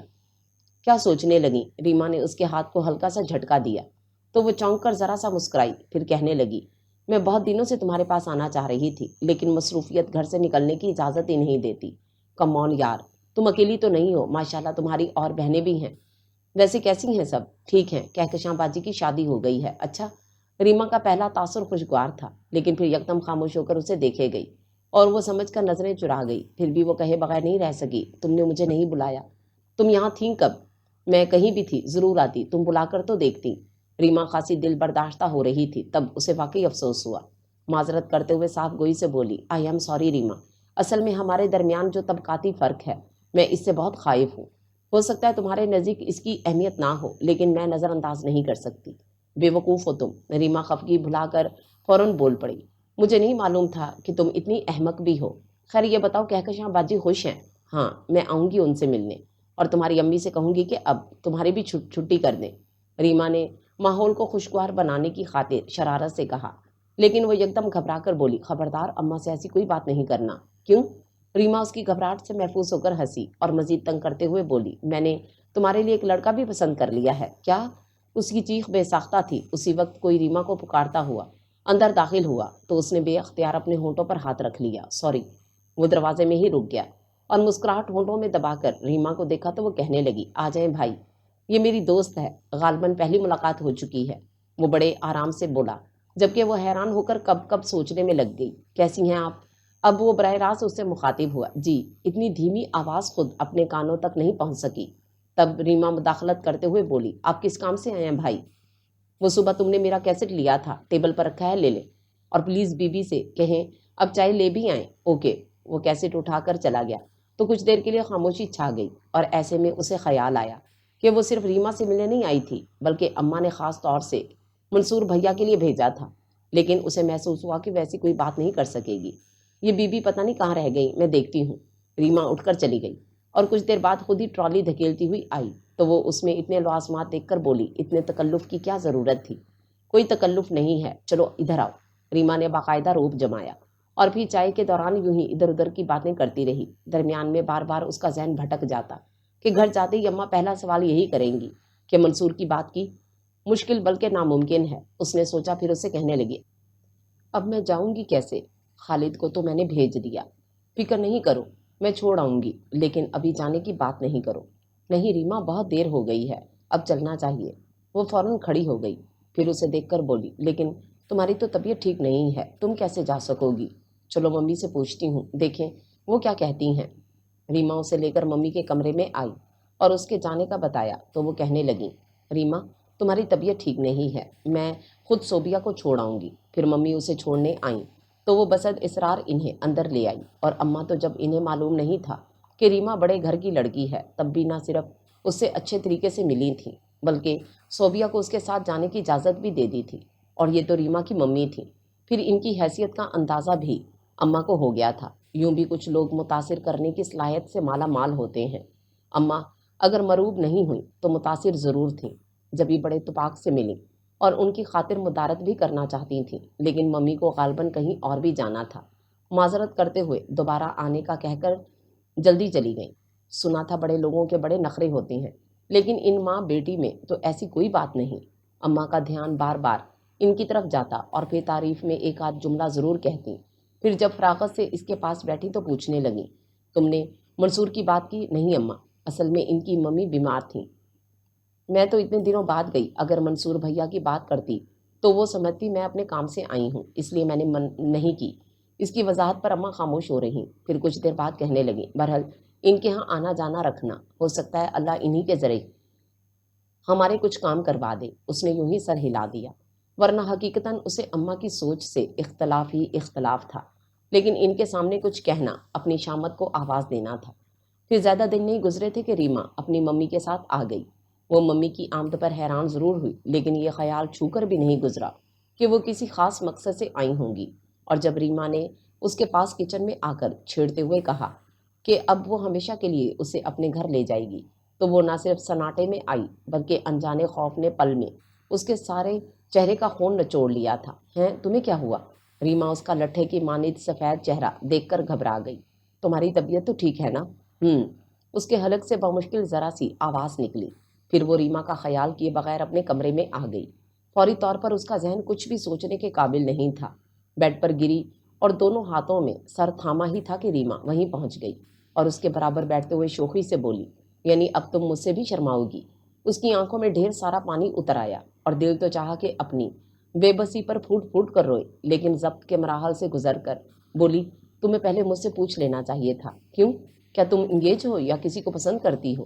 یہ یقیناً ریما کے آزاد ماحول کا اثر تھا جو وہ بڑے آرام سے پوچھ گئی۔ پھر خود ہی پرسوچ انداز میں بولی، واقعی مجھے تم سے معلوم کر لینا چاہیے تھا، اگر تم کسی کو پسند کرتی ہو تو۔ نہیں، ایسی کوئی بات نہیں ہے، وہ ٹوک کر بولی۔ پھر کیوں پریشان ہو؟ ریما حیران ہوئی۔ پریشانی کی بات تو ہے، لیکن تم نہیں سمجھو گی۔ وہ خود ترسی کا شکار ہو گئی۔ تم سمجھاؤ گی تو سمجھوں گی نا۔ ریما نے اس کا چہرہ اپنی طرف موڑنا چاہا، لیکن وہ اس کا ہاتھ ہٹا کر اٹھ کھڑی ہوئی اور قدرے توقف کے بعد پوچھنے لگی، سنو، آخر تم مجھ پر اتنی مہربان کیوں ہو؟ تم مجھے اچھی لگتی ہو، اور بھائی کو تو اتنی اچھی لگی ہو کہ انہوں نے فوراً تمہارے حق میں فیصلہ دے دیا۔ ورنہ پتہ ہے ممی، گزشتہ 3 سالوں سے انہیں لڑکیاں دکھا دکھا کر تھک گئی ہیں۔ ریما نے اپنے ساتھ ساتھ بھائی کی پسند کا اظہار بھی کیا تو وہ سٹ پٹا گئی، جس پر ریما کھلکھلا کر ہنس پڑی۔ پھر اٹھ کر اس کے گلے میں بازو ڈالتے ہوئے شرارت سے پوچھنے لگی، کیا تمہیں میرے بھائی اچھے نہیں لگے؟ Shut up.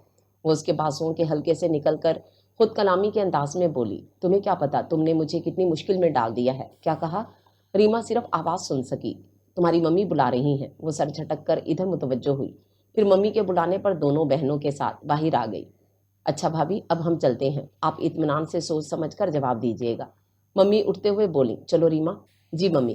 ریما اٹھ کر اس کے پاس آئی۔ اچھا صوبیہ، میں چلتی ہوں، اور دیکھو تم نے انکار نہیں کرنا، مجھے یقین ہے کہ میرا فیصلہ کبھی غلط نہیں ہو سکتا۔ اب جلدی بارات کے ساتھ آؤں گی۔ ریما اسے گدگداتی ہوئی بھاگ گئی تو اس نے خود کو واش روم میں بند کر لیا، کیونکہ فوری طور پر وہ کسی کا سامنا کرنے کی ہمت خود میں نہیں پا رہی تھی۔ کافی دیر بعد ڈرتے ڈرتے باہر نکلی۔ اس کا خیال تھا اماں ایک بار پھر پوچھیں گی کہ بڑی کو چھوڑ کر تمہارے لیے پیغام کیوں آیا، اور اس بار وہ ہرگز بھی قصوروار نہیں تھی۔ تب بھی مجھے نہیں پتا کہہ کر دامن نہیں بچا سکتی تھی، اور تقدیر کی ستم ظریفی پر اندر ہی اندر کڑتے ہوئے اس نے کنکھیوں سے اماں کی طرف دیکھا تو خلاف توقع ان کے چہرے پر کوئی تناؤ یا ناگواری نظر نہیں آئی۔ پھر بھی وہ اطمینان محسوس نہیں کر سکی، شاید اس لیے کہ پچھلی بار ان کا تیکھا لہجہ اور چبھتی ہوئی نظریں وہ بھولی نہیں تھی۔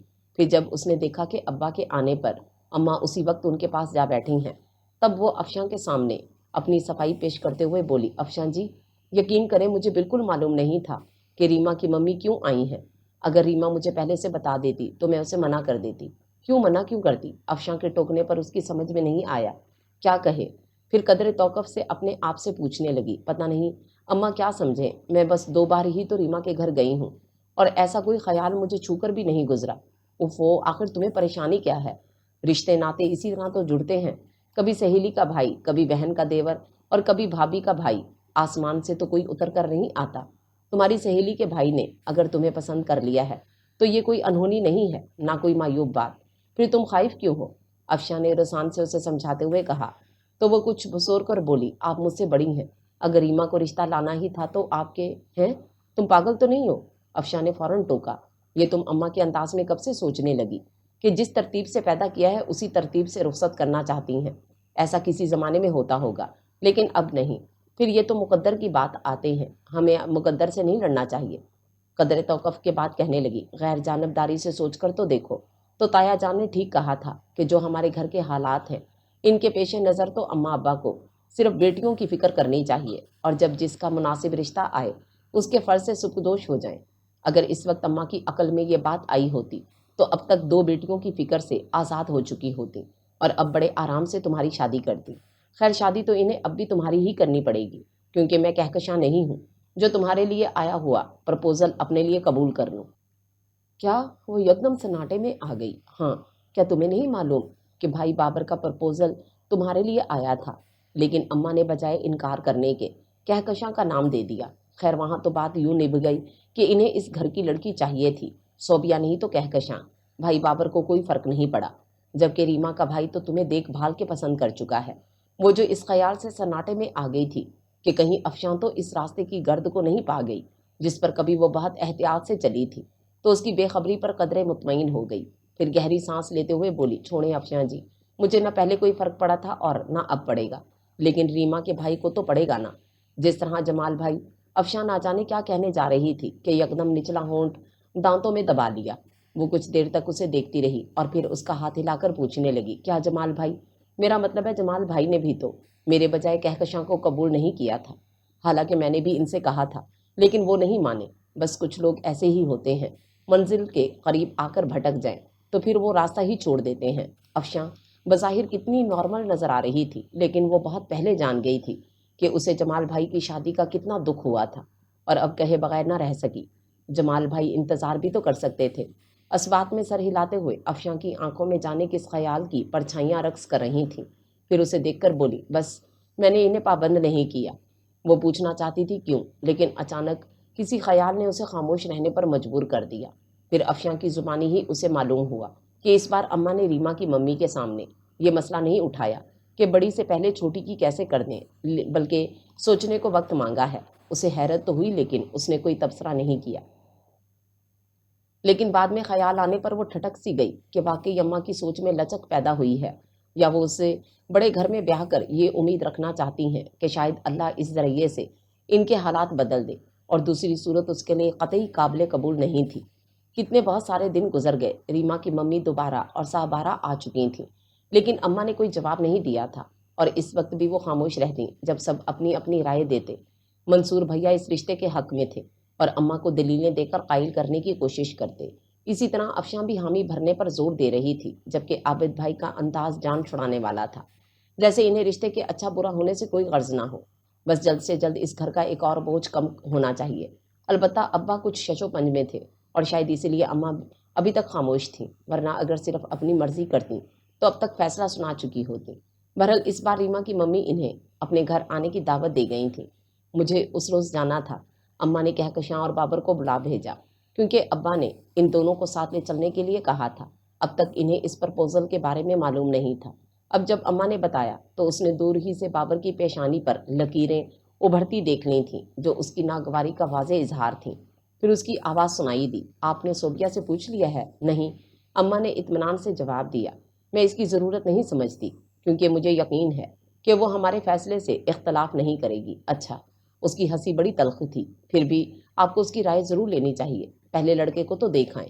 اماں لاپرواہی سے کہتے ہوئے اٹھ گئیں۔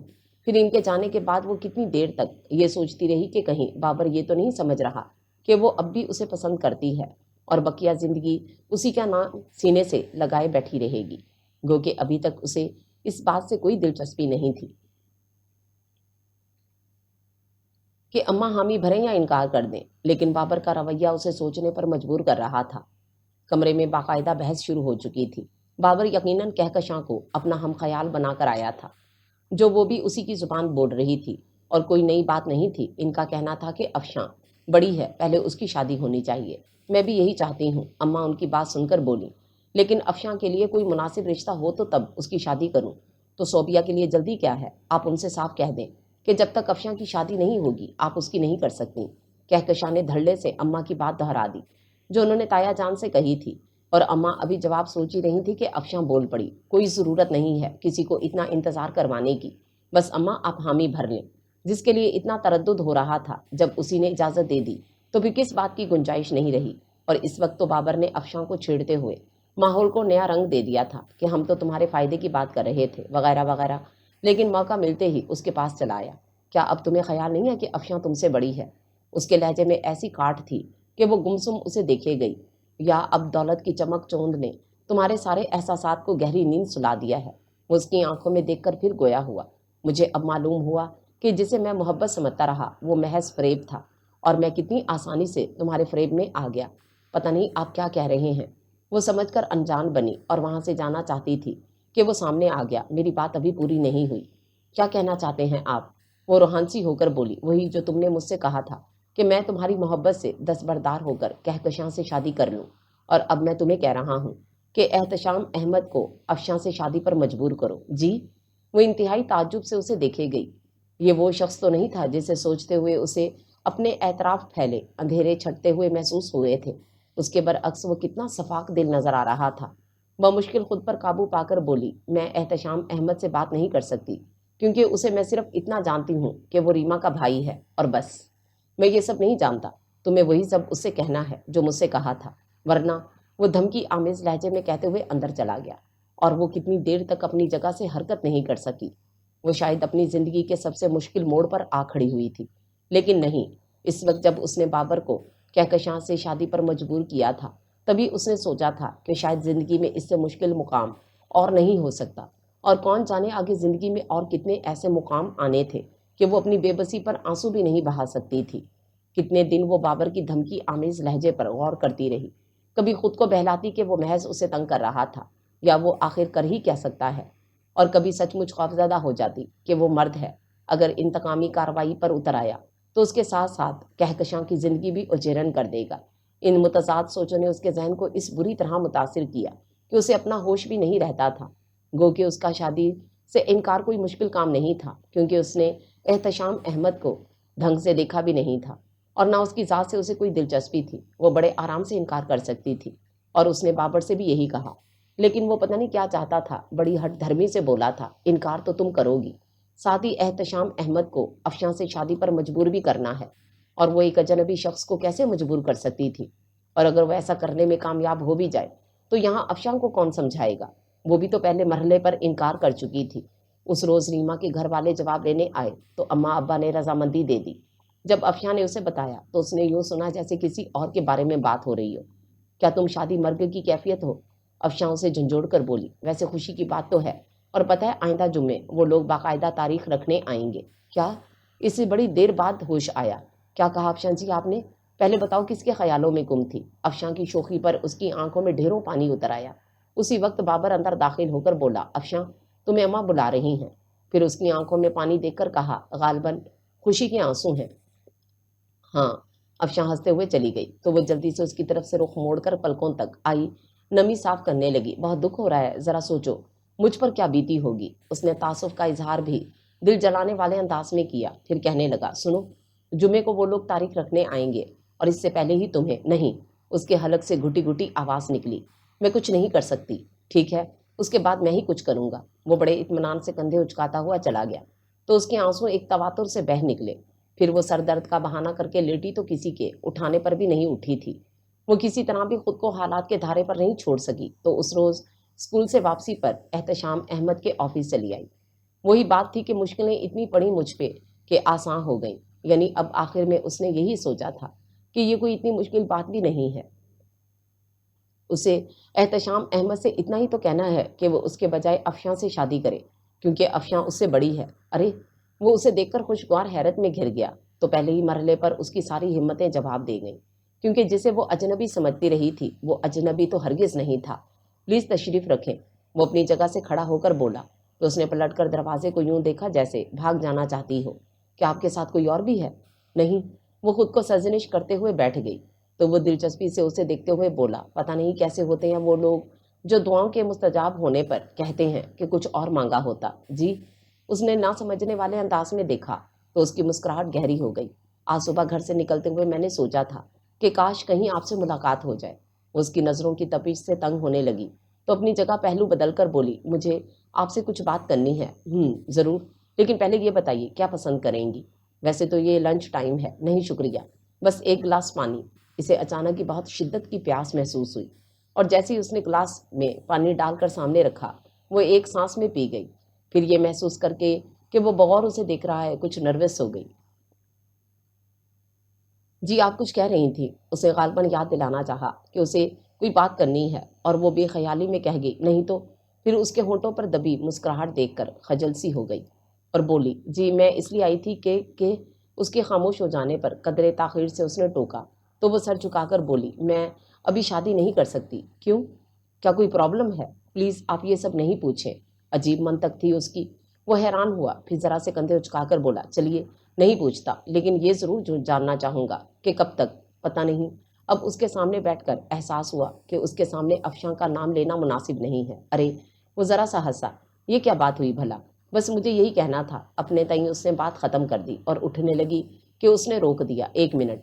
फिर कुछ देर खुद ही कयास करने के बाद कहने लगा, जहाँ तक मैं समझा हूँ आप किसी बात से खौफजदा हैं और अगर उसका ताल्लुक मेरी ज़ात से या मेरे घर के किसी फ़र्द से है तो मैं आपको यकीन दिलाता हूँ कि नहीं। वो फ़ौरन बोल पड़ी, ऐसी बात नहीं है। फिर वो सवालिया निशान बना। फिर खुद ही कहने लगा, सॉरी, आप शायद मेरी किसी बात का जवाब नहीं देना चाहती। खैर मैं मम्मी से कह दूंगा कि अभी आप मेरा नाम ना लें। उसे फिर ठटकना पड़ा तो वो कुछ देर उस पर नजरें जमाए बैठा रहा। फिर जैसे समझकर असबात में सर हिलाने लगा तब वो शुक्रिया कहकर उठ खड़ी हुई। लेकिन जाते जाते अचानक ख्याल आया तो रुक कर बोली, सुने एहतशाम अहमद, ऐसा है कि मैं आपको पाबंद नहीं करना चाहती। अगर आप चाहें तो। वो कोशिश के बावजूद अपनी बात पूरी नहीं कर सकी क्योंकि उसने चौंक कर शाह की नज़रों से देखा था और वो जल्दी से बाहर निकल आई। उसका ख्याल था कि अब एहतशाम अहमद खुद ही किसी बहाने मना कर देगा। उसके बाद बाबर ने आकर कोई जरा की तो इससे वो खुद निपट लेगी। अगले चंद रोज तक वो बेहद डिस्टर्ब रही और उस वक्त तो पूरी जान से सुलग गई जब सुबह ही सुबह कहकशां के साथ बाबर भी आ गया। गोया तमाशा देखने आया था कि एहतशाम के घर वालों के ना आने पर यहाँ किस पर क्या गुजरती है। फिर बज़ाहिर सबके सामने उसे छेड़ता रहा कि आज तुम्हारे ससुराल वाले आ रहे हैं, बस अब तुम यहाँ से जाने की तैयारी करो। वो अंदर ही अंदर कुढ़ती रही और उसे इस शख्स से शदीद नफरत महसूस हुई जो इंतकाम में अंधा होकर पाताल में जा गिरा था। फिर दोपहर में जब वो खाना लगा रही थी उस वक्त रीमा का ड्राइवर ये पैगाम लेकर आया कि किसी वजह से वो लोग आज नहीं आएंगे। साथ माजरत भी की थी। इस वक्त सब दस्तरखान पर बैठ चुके थे। जब खालिद ने यह पैगाम सुनाया तो कुछ देर के लिए यकदम खामोशी छा गई। फिर खामोशी को तोड़ने वाली पहली आवाज़ बाबर की थी, क्यों क्यों नहीं आ रहे? होगी कोई मजबूरी, जभी तो कहला भेजा है। अब्बा के नज़दीक गालबन ये कोई इतनी अहम बात नहीं थी। जभी सरसरी अंदाज में बोले, लेकिन बाबर को उनका ये अंदाज पसंद नहीं आया। क्या मजबूरी हो सकती है? उसने कसदन तशवीश जाहिर की ताकि दूसरे भी परेशान हो और वो उसका मकसद समझकर वहाँ से चली आई। अब सबको ये यकीनन ना सिर्फ परेशान बल्कि बदगुमान करके छोड़ेगा। अपने कमरे में आते ही उसने सोचा और फिर उसे अफसोस होने लगा कि वो क्यों उसकी धमकी से खौफजदा हुई, खुद को हालात के धारे पर छोड़ देती। अब उसकी वजह से सब लोग कितने परेशान होंगे। खसूसन अम्मा को तो वो यूं भी बहुत जल्द वहम में घिर जाती हैं। खाने के बाद अफशां कमरे में आई तो उसे चुपचाप बैठे देखकर बोली, सुनो, कहीं तुम तो मायूस नहीं हो रही? किस बात से? वो कजनन अनजान बनी तो अफशां उसका सवाल नज़रअंदाज करके कहने लगी, भाई अगर आज वो लोग नहीं आ सके तो फिर किसी दिन आ जाएंगे। वो आए या ना आए मुझे इसकी परवाह नहीं है। नहीं, खैर परवाह तो होनी चाहिए। वैसे सबसे ज़्यादा भाई बाबर मुतफिकर हैं और मेरी समझ में नहीं आ रहा कि आखिर इन्हें इतनी परेशानी किस बात की है। खामखा अम्मा अब्बा को भी बदगुमान कर रहे हैं। अफशां अच्छी खासी बाबर से मुतनफ़िर हो रही थी। उसके खामोश रहने पर कहने लगी, मैं सब समझती हूँ, कॉम्प्लेक्स है कॉम्प्लेक्स। इन्हें ये गवारा नहीं है कि इस घर में इनसे अच्छा दामाद आए।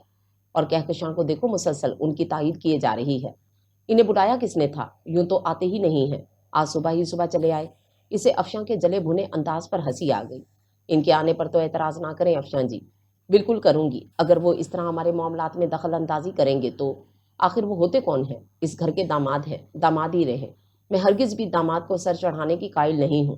تم بھی سن لو، احتشام احمد کو اس گھر سے دور ہی رکھنا، ورنہ ساری زندگی میکے کا تانا سنتی رہو گی کہ تمہارا میکا یوں، تمہارا میکا ہوں.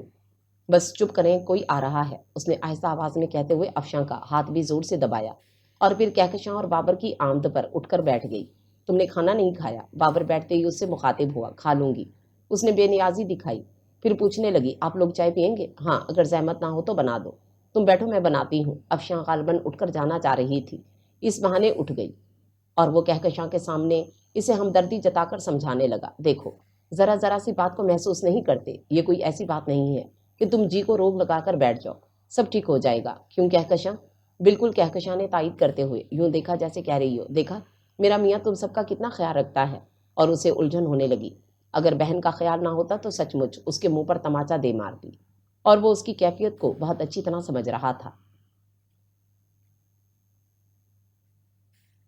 اس لیے جلانے سے باز نہیں آیا. اس طرح چپ چاپ نہیں بیٹھو ورنہ اماں ابا زیادہ پریشان ہوں گے.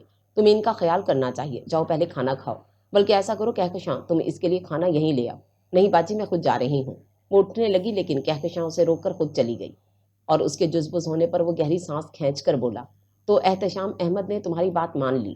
اس کا دل چاہا انجان بن کر پوچھے کون سی بات، اور پھر صاف مکر جائے کہ وہ احتشام احمد کے پاس گئی نہیں. لیکن وہ خاموش رہی. تب وہ آہ بھر کر بولا، تو میری طرح وہ بھی محبت میں ہار گیا. شاید اس کی ہلکی سی ہنسی میں ہلکا سا استہزاء شامل ہو گیا اور ابھی وہ مزید کچھ کہنا چاہتی تھی کہ وہ بول پڑا. اب وہ افشاں کے لیے کب آ رہے ہیں؟ کبھی نہیں. وہ اس کا رد عمل جاننے کے لیے اسے دیکھ کر بولی اور وہ جو اس صورتحال سے ایک طرح سے لطف لے رہا تھا چونک کر بولا، کیا مطلب ہے تمہارا؟ کیا تم نے اس سے کہا نہیں؟ کہا تھا، وہ ٹوک کر اطمینان سے بولی، لیکن اس نے منع کر دیا. کیوں؟ وہ میری بات ماننے کا پابند نہیں ہے اور نہ ہی میں اسے مجبور کر سکتی ہوں. یہ کیوں نہیں کہتے کہ بس اب یہ موضوع ختم کر دیں؟ جو میرے اختیار میں تھا میں نے کیا، اس سے زیادہ کچھ نہیں کر سکتی. البتہ آپ جو کرنا چاہیں کر لیں. اس سے پہلے کہ وہ پھر کوئی دھمکی دیتا، وہ کھردرے اور سخت لہجے میں کہہ کر کمرے سے نکل آئی. یا تو اس کا ضبط جواب دے گیا تھا یا پھر اس نے سوچ لیا تھا کہ جو ہوگا دیکھا جائے گا. اگلے روز وہ اسکول سے واپس آئی تو افشاں کے پاس ریما کو بیٹھے دیکھ کر ٹھٹک سی گئی. پھر وہیں سے اسے ابھی آئی کا کہہ کر اشارہ کرتے ہوئے اماں کے پاس کچن میں آ کر پوچھنے لگی، یہ ریما کب سے آئی ہے؟ ابھی تھوڑی دیر پہلے آئی ہے. تم جاؤ اس کے پاس، اماں نے جواب دیتے ہوئے کہا. تو وہ بلا ارادہ پوچھ گئی، کچھ کہہ رہی تھی؟ ہاں، بتا رہی تھی اس کی ماں باپ کو اچانک کسی کام سے اسلام آباد جانا پڑ گیا، جبھی کل نہیں آئے. وہ یہی جاننا چاہتی تھی. جب اماں نے بتایا تو خجل سی ہو کر کچن سے نکل کر آئی اور برآمدے میں افشاں اور ریما کو مخاطب کر کے بولی، آپ لوگ یہاں کیوں بیٹھے ہیں؟ اندر چلے نا. ہاں، میں تو اس وقت سے ریما سے کہہ رہی ہوں اور میں تمہارے انتظار میں تھی. ریما ہنستی ہوئی اس کے ساتھ کمرے میں آئی تو پوچھنے لگی، تم نے ابھی جاب چھوڑی نہیں؟ تم سے کس نے کہا کہ میں جاب چھوڑ رہی ہوں؟ الٹا اس سے پوچھنے لگی. یہ کسی کو کہنے کی نہیں بلکہ خود سے سمجھنے کی بات ہے. ظاہر ہے احتشام بھائی تو تمہیں جاب نہیں کرنے دیں گے. ریما کے شرارت سے کہنے پر وہ چپ سی ہو گئی. پھر اسے بیٹھنے کا کہہ کر اپنے کپڑے اٹھائے واش روم میں گھس گئی. واپس آئی تو افشاں موجود تھی. اسے دیکھتے ہی بولی، تم دونوں کے لیے کھانا یہیں لے آؤں؟ اس نے ریما کو دیکھا تو اس نے اس بات میں سر ہلا دیا. پھر کھانے کے دوران اس نے قصداً ادھر ادھر کی باتیں چھیڑ دیں اور ریما کچھ دیر سنتی رہی. پھر یکدم اکتا کر بولی، کیا فضول باتیں لے بیٹھی ہو؟ چھوڑو یہ سب اور میری ایک بات کا جواب دو. وہ ہاتھ روک کر سوالیہ نظروں سے دیکھنے لگی تو ریما نے آواز دبا کر پوچھا، تم ابھی شادی کیوں نہیں کرنا چاہتی؟ وہ یوں ساکت ہوئی کہ پلکیں جھپکنا بھول گئی، جبکہ ذہن میں جھکڑ سے چلنے لگے کہ احتشام احمد نے اس کی بات اپنے تک نہیں رکھی اور ریما جیسے اس کی سوچ تک رسائی حاصل کر کے بولی، دیکھو بھائی کی طرف سے دل میلا نہیں کرنا. انہوں نے ہی مجھے تمہارے پاس بھیجا ہے کیونکہ اور کوئی راستہ نہیں تھا. اصل میں وہ اور اب میں بھی جاننا چاہتی ہوں کہ تم کس بات سے خوفزدہ ہو. وہ گہرا سانس لے کر سر جھکا گئی. بتاؤ نا، کیا مجھ سے بھی چھپاؤ گی؟ ریما نے اصرار کیا. چھپانے کی کوئی بات نہیں اور میں خوفزدہ بھی نہیں ہوں. وہ بمشکل بولنے پر آمادہ ہو سکی. پھر بس حالات میری راہ میں حائل ہیں. وہ سوچ کر کہنے لگی، تم دیکھ رہی ہو میرے بھائی ابھی جاب لیس ہیں.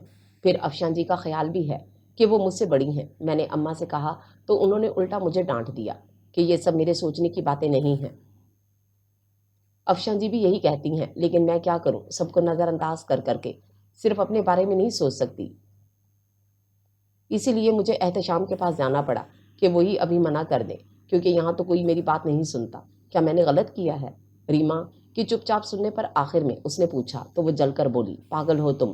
بالکل.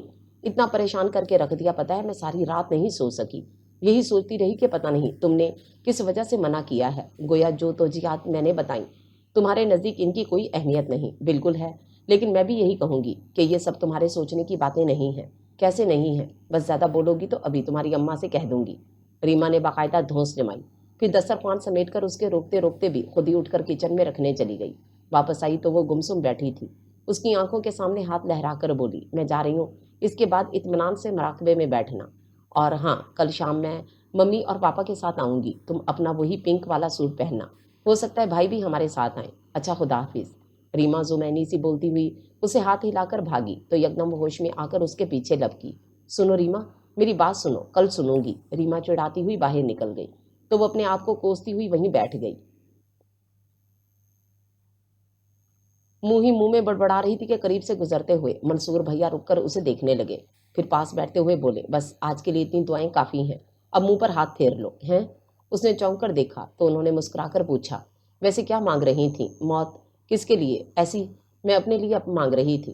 وہ فوراً بول پڑی، یہ تو اور بھی بری بات ہے، ویسے زندگی سے تنگ کیوں ہو؟ کیسے تنگ نہ ہوں بھلا، یہ بھی کوئی زندگی ہے وحشتوں سے پر، ہر دوسرے قدم پر خوفزدہ کر دینے والی بات، کوئی اچھی خبر تو سننے کو ملتی نہیں۔ وہ روٹھی روٹھی رو دینے کو ہو رہی تھی اور منصور بھیا جانے کس موڈ میں تھے، حالانکہ ابھی باہر سے تھکے ہوئے آ رہے تھے، پھر بھی اسے بہلانے لگے، اچھی خبر میں تمہیں سنا سکتا ہوں ابھی اسی وقت، لیکن پہلے چائے پلانے کا وعدہ کرو۔ وہ یوں ہی انہیں دیکھنے لگی، انداز میں کچھ غیر یقینی سی تھی۔ تب وہ سفید رنگ کا لفافہ اس کے سامنے کرتے ہوئے بولے، مجھے نوکری مل گئی ہے، یہ دیکھو میرا اپائنٹمنٹ لیٹر۔ سچ؟ فوری طور پر اس کے ذہن سے ہر خیال نکل گیا۔ ان کے ہاتھ سے لفافہ جھپٹ کر خوشی سے چلاتی ہوئی بھائی اور اماں پر جا گری، اور اس سے پہلے کہ اماں بگڑ گئیں اس نے یہ اچھی خبر انہیں سنا ڈالی۔ پھر جب تک وہ سب کے درمیان خوشگوار ماحول میں بیٹھی رہی کوئی دوسرا خیال نہیں آیا، لیکن تنہا ہوتے ہی جیسے سارے وہم اور اندیشے منتظر تھے یوں ایک ساتھ حملہ آور ہوئے کہ وہ سر تھام کر لرز گئی۔ ریما کو کیسے روکوں اگر کل وہ لوگ آ گئے تو؟ جب اس کا ذہن ان سوچوں میں الجھا تو پھر کسی طرح بھی وہ ان سوچوں سے چھٹکارا نہیں پا سکی۔ رات بھی جانے کس پہر اس کی آنکھ لگی تھی۔ صبح اماں نے اٹھایا تو سر بہت بوجھل ہو رہا تھا، آنکھوں میں سرخی اتر کر دیکھ کر اماں نے اسے اسکول جانے سے منع کر دیا، وہ خود بھی نہیں جانا چاہ رہی تھی۔ جبھی دوبارہ چادر سر تک کھینچ لی، پھر 11 بجے کے قریب ہلکے شور سے آنکھ کھلی تو کچھ دیر تک سمجھ نہیں پائی، غالباً ذہن پوری طرح بیدار نہیں ہوا تھا۔ بتائیں نا بھائی بابر، افشاں کی آواز نے اس کے ذہن کو جیسے جھنجھوڑ کر بیدار کیا، اور وہ سینے پر ہاتھ رکھ کر دوسرے کمرے کی صورتحال جاننے کی کوشش کرنے لگی۔ پتہ نہیں کس بات پر افشاں اور ارم بابر کے پیچھے پڑی ہوئی تھیں۔ درمیان میں کہکشاں کی آواز سنائی دی، بھائی اگر کوئی ہے یا تھی تو بتا دیں، میں بالکل برا نہیں مانوں گی۔ یہ دونوں اس وقت کیا انہیں خبر ہوگی ہے کہ آج ریما کے گھر والے آنے والے ہیں؟ وہ تشویش میں مبتلا ہو گئی، یا اللہ میں کیا کروں، آخر یہ بابر کیوں میرے پیچھے پڑ گیا ہے؟ وہ پھر خود کو بے بس محسوس کر کے رونے لگی، جبکہ دوسرے کمرے میں سے مسلسل کھنکتی ہوئی آوازیں آ رہی تھیں جن میں اس کی ہلکی ہلکی سسکیاں دب کر رہ گئیں۔ پھر یکدم خاموشی چھا گئی تو اس نے بھی اپنے ہونٹوں پر ہاتھ رکھ لیا کہ کہیں اس کی آواز سن کر سب یہاں نہ چلے آئیں۔ پھر بہت احتیاط سے اس نے چادر سے اپنی آنکھیں رگڑیں اور دوبارہ سر تک اڑنا چاہتی تھی کہ بابر کی آواز سنائی دی، وہی ایک بے وقوف سی لڑکی مجھے اچھی لگتی تھی اور میں اس سے شادی بھی کرنا چاہتا تھا، لیکن اس نے خاموش ہو کر غالباً دوسروں کے تجسس کو ہوا دی، جبکہ اسے اپنے سینے میں سانس رکتا ہوا محسوس ہونے لگا۔ میرے خدا، کیا وہ اپنے ترکش کا آخری تیر استعمال کرنے لگا ہے؟ لیکن کیا افشاں کی متوجہ آواز سنائی دی، کیا وہ بھی آپ کو پسند کرتی تھی؟ ہاں، وہ بھی مجھ سے بہت محبت کرتی تھی، لیکن اس کی اپنی کچھ مجبوریاں تھیں، اس لیے اس نے شادی سے منع کر دیا۔ تو آپ انتظار کر لیتے۔ کہکشاں کا انداز بظاہر چھیڑنے والا تھا، کر سکتا تھا، لیکن یہاں بھی اس نے منع کر دیا، بلکہ اس نے مجھے شادی کر لینے کے لیے کہا اور میں نے اس کی بات مان لی۔ پھر غالباً کہکشاں کو دیکھ کر بولا تھا، ویسے میں نے اس کی بات مان کر اچھا ہی کیا۔ کیا اس کی شادی ہو گئی؟ پتہ نہیں، ایک بار سنا تھا اس کی شادی ہو رہی ہے، تب میں اس کے پاس پہنچ گیا اور اسے مجبور کیا کہ وہی مجبوریاں اس شخص کو بھی جا کر سناؤ جو مجھے سنائی تھیں، اور اس سے شادی سے انکار کرو۔ بابر کے بتانے پر افشاں چیخ پڑی، کیوں؟ آپ نے ایسا کیوں کیا؟ بس میرا مقصد اسے خود سے متنفر کرنا تھا۔ میں نہیں چاہتا تھا کہ اپنی آئندہ زندگی میں اسے کبھی میرا خیال آئے اور وہ آزردہ ہو، جب بھی میں نے ایسا کیا، اور اب میں سمجھتا ہوں اگر کبھی زندگی میں اسے گزرے کسی لمحے کا خیال آیا بھی تو وہ بڑی آسانی سے سر جھٹک سکتی ہے۔ بابر کا انکشاف पल में उसे कितने वहमों, कितने अंदेशों से निकाल ले गया था। उसने बेहद हैरान होकर अपनी धड़कनों को मामूल पर आते सुना और फिर इसी हैरत से अपने एतराफ फैले अंधेरों को रुखसत होते देखा। दूसरे कमरे में अफशां और इनम अब उसका मजाक उड़ा रही थीं। कहकशां भी बहनों के साथ मिल गई तो वो उसकी बेबसी महसूस करके ज़रा सा मुस्कुराई, फिर पलकें मूंद कर याद करने लगी कि उसका पिंक सूट कहाँ रखा है।